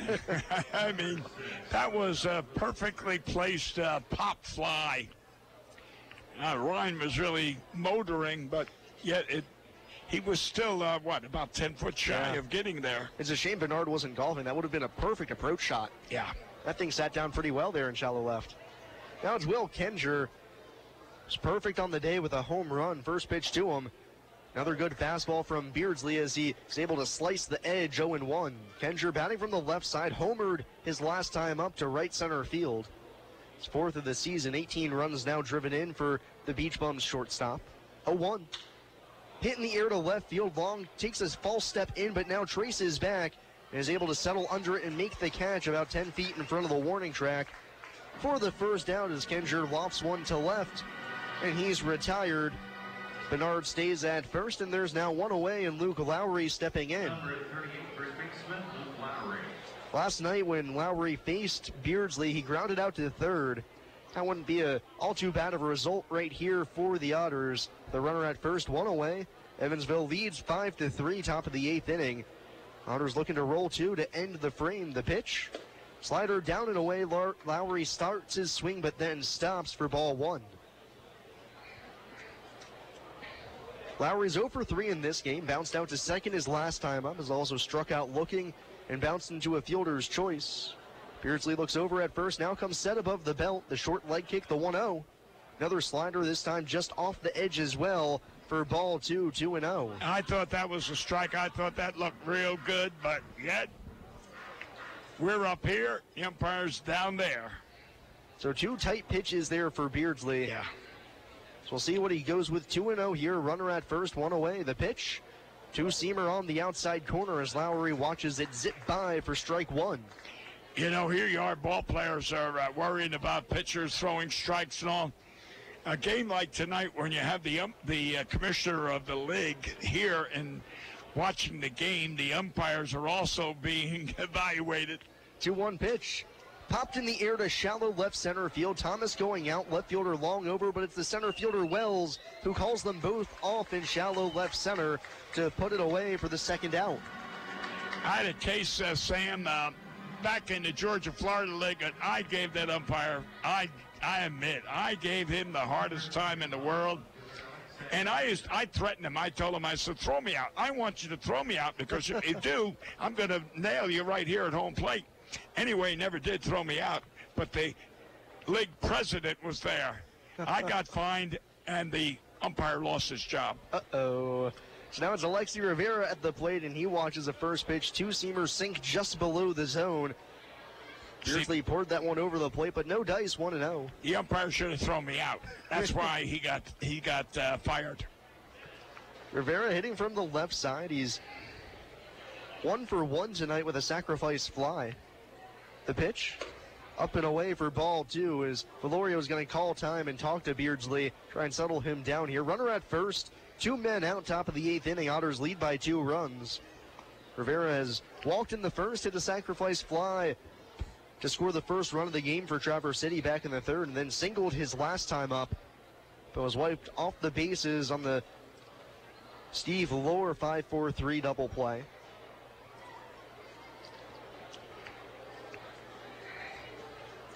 This Rivera made a nice play of Toby Thomas's fly ball to left field that time. Yeah. 2-0 pitch. Down in the dirt as the fastball skips in for ball 3. 3 balls and no strikes. Beardsley usually not one to lose command of his pitches. He hasn't walked a batter since back on June 10th when he pitched 3 innings at River City, picking up his first win of the season. Only 5 walks on the season. Only 4 hits allowed as well. The 3-0.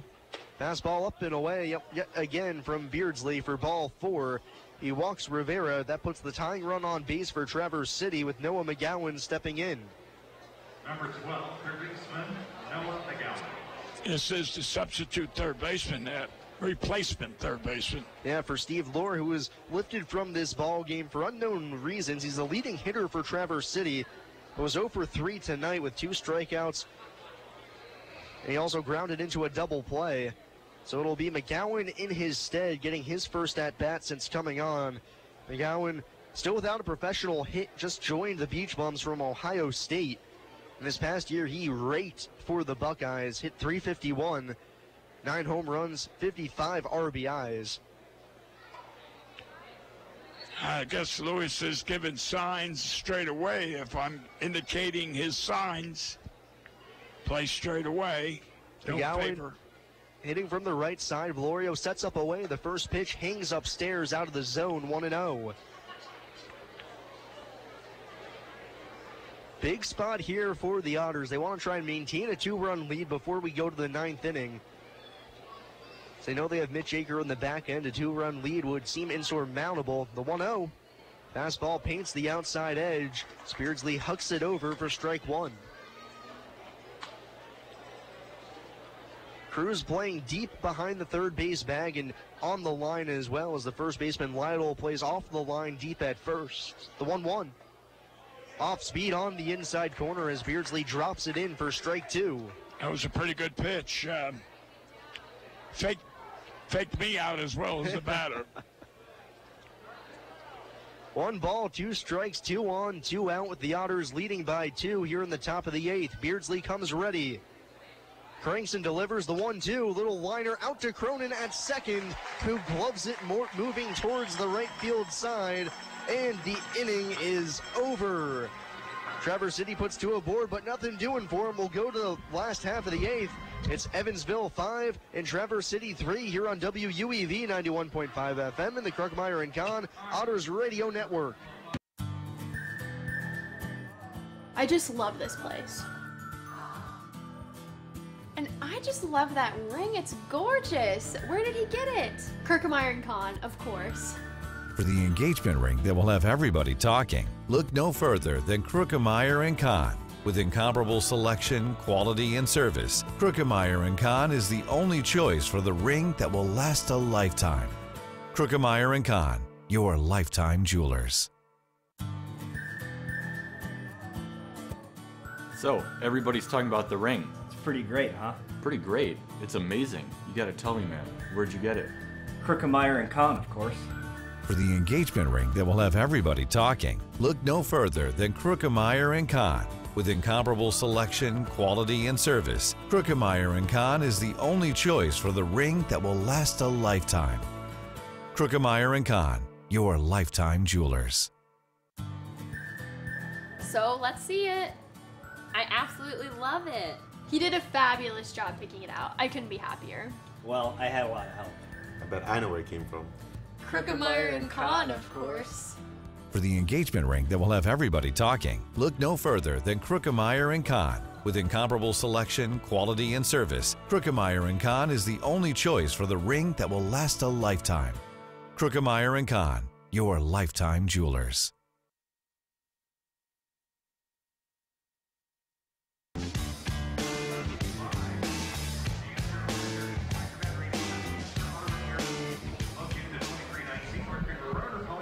Otters hoping for a little bit of insurance here as we go to the bottom half of the 8th inning. It's Evansville 5, Traverse City 3 as the Beach Bums send a new arm out to the bullpen. It's John Michael Knighton.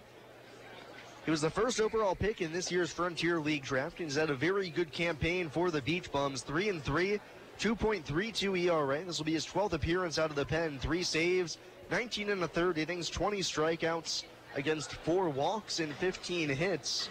They'll have Harrison, Wells, and Lytle here in the bottom half of the 8th inning as the Otters hope to tack on a run or two for their closer. Mitch Aker is currently warming up down in the bullpen. Must have impressed a lot of people to be the #1 draft in that tryout. Yeah, not too shabby. I saw him when he pitched against the Otters up in Traverse City. He's got a good fastball. Former farmhand of the Chicago Cubs. Made it as high as single A with the South Bend Cubs. Faces Travis Harrison first, batting from the right side. Knighton into the wind, his first pitch. Fastball over the heart of the plate. Harrison taking all the way, 0-1. Travis has the biggest blow in this ball game. Right now, the difference in this game, a 3-run double back in the 5th inning, 0-1. Fastball pops the mitt on the outside corner at the belt, 0-2. South Bend at one time was a White Sox farm club, and Al Goldis was the scouting director and farm director, and one day he said on TV that South Bend was loaded with prospects. 0-2 pitch, slider down and away. Harrison spits on it for ball 1. When a farm director tells you his club is loaded with farm prospects, it's questionable. A 1-2 pitch to Harrison. Swung on and missed as he whiffs on the fastball. He's down on strikes for the second time tonight, and that's the first out of the 8th inning.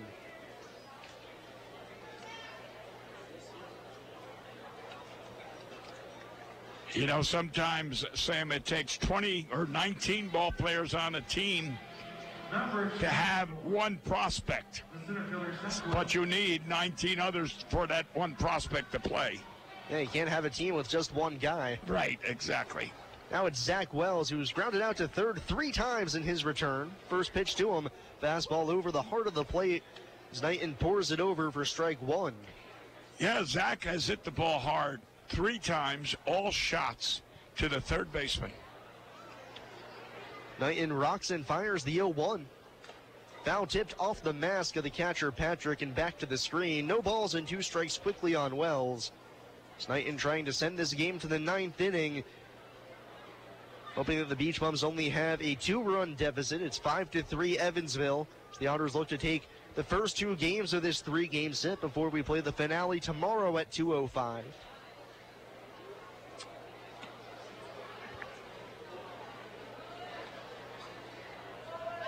Knighton with long brown hair appears in over his mitt, now into the wind. He deals the 0-2. Fastball high as well. Started his swing but lays off as doesn't chase the high cheddar, and it's 1 ball and 2 strikes. Yeah, tomorrow, 2 o'clock game or 2:05. Go to church, then have a good breakfast or brunch. 1-2 pitch, fouled straight back to the screen as Wells was on the fastball. Count stays 1-2. And then bring Dad to the ballpark for a good Father's Day present. Nothing better than a ball game with the Pops. It's 1-2 on Wells, 1 out. Knighton's pitch. Swung on and missed. He gets Wells looking after punching out Harrison. So back-to-back strikeouts for Knighton to open up the 8th. And now that's 4 in a row for Beach Bums pitching, dating back to last inning. Thomas, Gardner, Harrison, and now Wells have all gone down on strikes swinging. Well, that was a pretty good breaking pitch that we just witnessed on Wells right there. I mean, it was low and outside, a perfect pitch, had good bite, and I can see where he was the #1 pick. Now Joe Lytle at the plate in the first pitch home from Knighton's, a called strike 1 at the knees. 2 outs, nobody on. Otters lead by 2, bottom of the 8th inning. Lytle's 1 for 3, singled back in the 2nd inning, 0-1. Fastball down low as Lytle lays off, 1 ball and 1 strike. Joe trying to break that string of strikeouts here, at least put the ball in play. Knighton's 1-1 delivery. Bouncing ball up the middle to the shortstop Kendra, who charges, fields on the grass, and throws on the run to get Lytle to end the 8th inning. So we'll go to the 9th. Otters 3 outs away from claiming this series and taking the first 2 games. It's Mitch Aker time as we go to the 9th inning. It's the Otters 5 and the Beach Bums 3 here on WUEV 91.5 FM and the Kruckemeyer and Kahn Otters Radio Network. Hi, I'm Bill Morgan of Bill Morgan Roofing and Construction. I've built a reputation of doing quality work that will stand the test of time. We didn't get here by knocking on doors, talking gibberish, or trying to be the lowest bid. You don't like to be sold to, and that's not what we do. My philosophy is simple: treating your home like it's my own, from start to finish. For roofing, gutters, siding, give us a call at Bill Morgan Roofing and Construction. Roofing the right way. 812-499-5892 or BillMorganRoofing.com. 91.5 WUEV would like to thank Lamasco Bar and Grill for its continued support. Lamasco is located at 1331 West Franklin Street in Evansville, Indiana. Lamasco features live music, karaoke, and open mic night. Lamasco is open 7 days a week. More information at lamascobarandgrill.com. Looking for fun, looking for you. GD Ritzy's is a proud supporter of Evansville Otters baseball. GD Ritzy's menu features hamburgers, grilled chicken sandwiches, old-fashioned peanut butter and jelly, and ice cream. With 3 Evansville locations: west at 4810 University Drive, on the north side at 4320 North 1st Avenue, and on the east side at 601 North Green River Road. GD Ritzy's is open from 10 a.m. to 10:30 p.m. Sunday through Thursday, and 10 a.m. to 11 p.m. on Friday and Saturday. GD Ritzy's, a proud supporter of the Evansville Otters.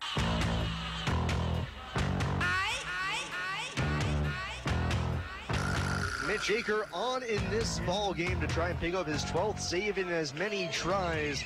It's 5-3 Otters here in the top of the 9th inning. Otters looking to take the first 2 games of this 3-game set. Aker coming on. This will be his 14th appearance. He's 0-2 with a 1.35 ERA. 11 saves, 13 1/3 innings, 14 strikeouts, 5 walks, and 7 hits allowed for the former William and Mary relief pitcher. Ready, 6'2", 195. Had a rough outing. I can't really call it a rough outing, but by his standards, rough his last time out. An inning and 2/3.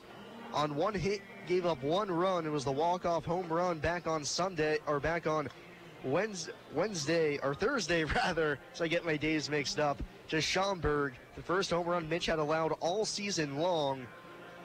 One of only a handful of earned runs he's allowed this year, as well as he's only given up 2 this season. So a tough break for Mitch there, as we'll try to come back here and shut the door on the Beach Bums. They'll have 7, 8, and 9 in their lineup against the Otters closer, needing at least 2 runs to keep this ball game going.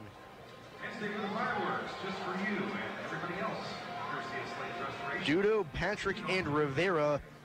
Saker has finished his warm-up tosses. He goes over the signs with Luis Valorio. We're ready to play ball here in the top of the 9th inning. Otters 5, Beach Bums 3. Evansville took yesterday's game 7-2, trying to win the first 2 ball games and possibly go for the sweep tomorrow, where they could win the season series outright against the Beach Bums. Traverse City took 2 of 3 from the Otters on Memorial Day weekend. The Otters now trying to return the favor, pick up the first 2 games of this series now. Dudo ready. He's hitting from the left side. Aker into his wind. The first pitch. Fastball skips in and hits off the shin guard of the umpire for ball 1. Dudo 0 for 2 in this game. Walked in his first at-bat back in the second. Has since popped out to second base and flown out to right. Hitting just 203 this season. Did have a base knock in last night's game. 1 ball and no strikes on him. Infield at normal depth. Cruz a few steps towards the line, playing just behind the bag. Akers 1-0. Fastball pops the mitt on the inside half, belt high for strike 1.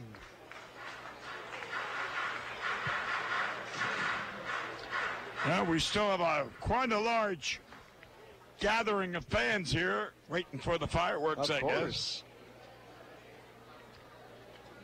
Aker nods yes to the sign, takes a deep breath, comes ready, wheels and deals the 1-1.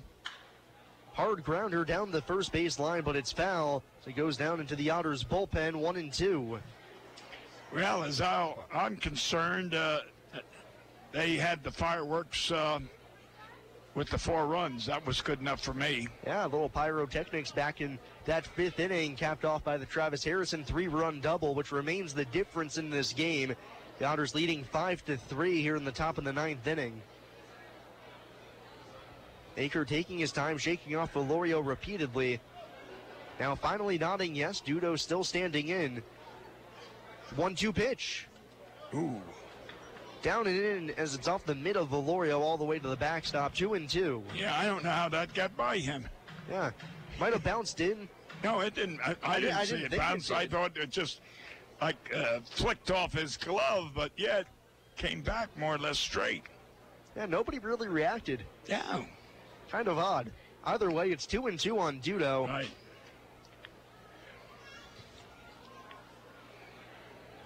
Aker unfurls the 2-2. Fastball high and away as he tried to put a little extra something on it, but loses the handle. The count's full, 3-2. A good call. He overthrew that one, and you called it. You have a different manner of expressing it. I have a way of being able to express it on the radio following FCC regulations. 3 balls and 2 strikes on Dudo, leading off the top of the 9th. Aker kicks and deals the payoff pitch. Skied high into the air and shallow right field. Second baseman Cronin going out now, coming back into the dirt. He settles up and makes the catch in the baseline as he started out about 5 to 10 feet in shallow right. He had to come all the way back in to make the catch for the first out. And he lost his hat. That was the amazing thing. How did he lose his hat? Anyway, 1 out. That's what counts. That'll bring up Kendall Patrick. 0 for 3 tonight. A strikeout victim has flown out in foul territory to the right fielder Harrison, and also bounced into a fielder's choice. Batting from the right side against the righty Aker, who goes into his windup and uncorks the first pitch. Fastball just above the belt. It misses for ball 1.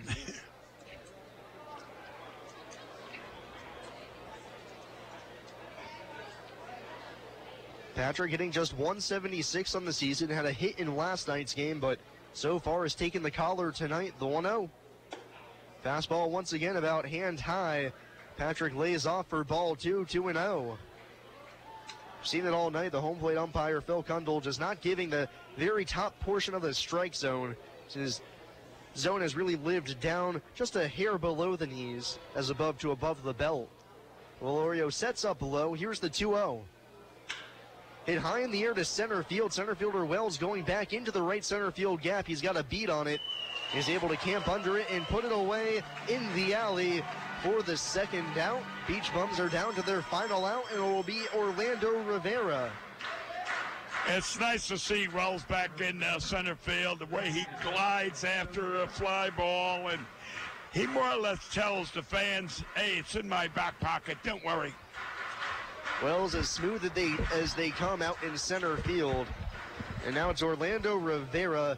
0 for 3 has bounced into a double play, grounded out, and also popped out foul. Hitting from the left side. Otters lead by 2, top of the 9th, 2 away. The first pitch. Fastball sinks just a little bit low on the outside corner, ball 1. Cruz playing just behind the bag at third. Everybody else playing straight up on the lefty Rivera. Slightly open stance for the small left-handed hitter. Aker into his wind, the 1-0. Fastball pours over the heart of the plate for strike 1. Aker goes to the back of the mound, picks up some dirt, wipes off his hand. Now retoes the rubber, getting the sign from Valorio. Nods yes to it, a deep breath. Hand into his mitt, grabs the ball, the 1-1. Little looping liner out to center. Wells coming on. He dives and he makes the catch to end the ball game. A diving play into left center field by Zach Wells to end this one as he puts an exclamation point on this ball game for the Otters. And some fireworks as well as the Otters win 5-3. They've taken the first 2 games of this series against Traverse City. That's now 2 wins in a row. The Otters will go for the sweep tomorrow. We'll take a short break and come back with a post-game recap, as well as the final line scores. Final score here, it's the Otters 5 and the Beach Bums 3. You've been listening to Evansville Otters baseball here on WUEV 91.5 FM and the Kruckemeyer & Kahn Otters Digital Network. The Hoosier Lottery began selling lottery tickets on October 13, 1989. Since then, the Hoosier Lottery has offered hundreds of different games, awarded prizes to millions of players, and given billions of dollars to the state of Indiana. The Hoosier Lottery's mission is to responsibly provide innovative and entertaining lottery games for the benefit of the citizens of Indiana. To learn more about the Hoosier Lottery, visit them online at HoosierLottery.com. The Hoosier Lottery, a proud supporter of Evansville Otters baseball. So I'm a cat, and I just moved in with this new human, and she's got this little toy she's always playing with, all day long. Tap, tap, tap, tap, bloop, bloop. She can't put it down. There it is. Oh, and get this. She even talks to it. Last week for Chinese. And guess what? Egg rolls showed up. Like magic. Humans have cool toys. A person is the best thing to happen to a shelter pet. Be that person. Adopt. Brought to you by the Ad Council and the ShelterPetProject.org. Heritage Federal Credit Union has 7 full-service branches in both Evansville and Newburgh, serving more than 38,000 members. Membership is open to anyone who lives, works, worships, or attends school in Vanderburgh or Warwick County. Heritage Federal Credit Union offers mortgage and consumer loans, checking and savings accounts, as well as online banking for members. Heritage Federal Credit Union can be reached toll-free by phone at 1-800-858-1693. It can also be found online at hfcu.info.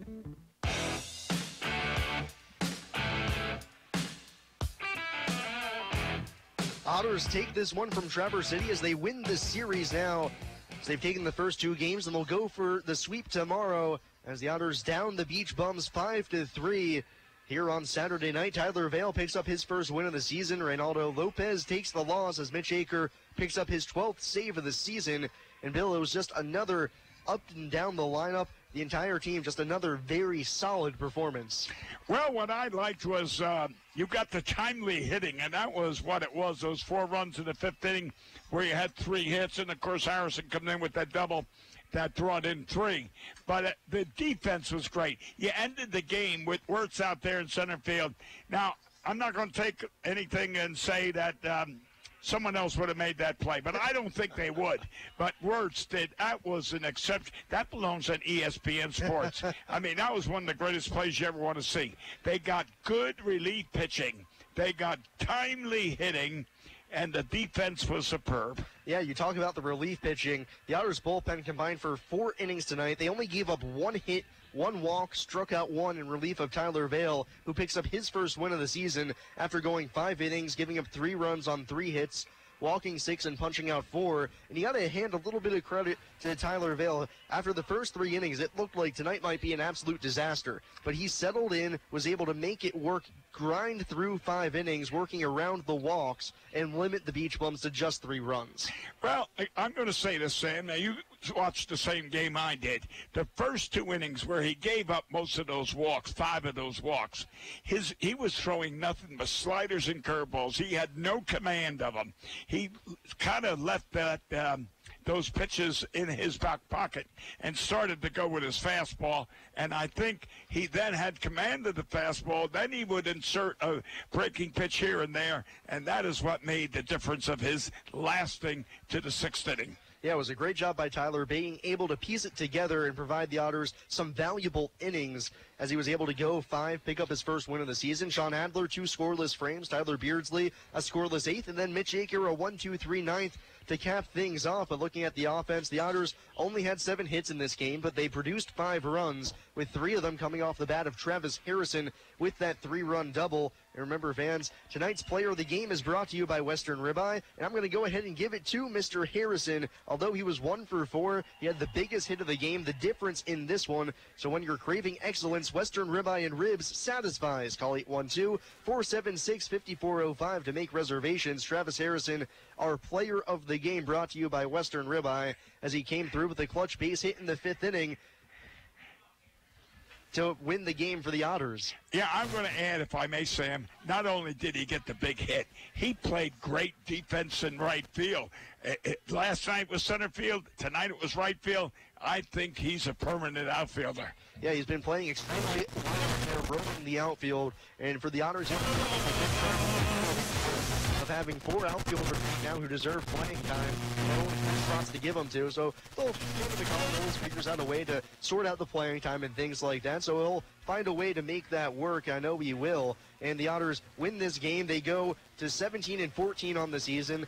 They began the day 2 games back, and depending on how the completion of the rest of the games go around the Frontier League tonight, could it be as few as 1 game back of River City at the top of the standings. So take a look at the Frontier League scoreboard right now. Washington leads 9-4 over Southern Illinois in the top of the 10th inning. So it looks like the Miners are going to be dropped there. River City just lost 3-0 at Lake Erie, so that means that the Otters are just 1 game back of first place as the fireworks just start now out there in left center field. So we'll wrap it up from here. The Otters will be back in action tomorrow at 2:05 when Luke Rennie, their de facto ace, gets the ball, and they'll go for the series sweep of Traverse City tomorrow, and that would also mean taking the season series as well. For Bill McCune, I've been Sam Jelnick here in the Bossy Field press box. Thank you for sticking around with us all night. I hope you enjoyed the Otters' 5-3 victory. We'll be back on the air tomorrow at 2:05 for the finale against Traverse City. You've been listening to Evansville Otters baseball here on WUEV 91.5 FM and the Kruckemeyer and Kahn Otters Radio Network.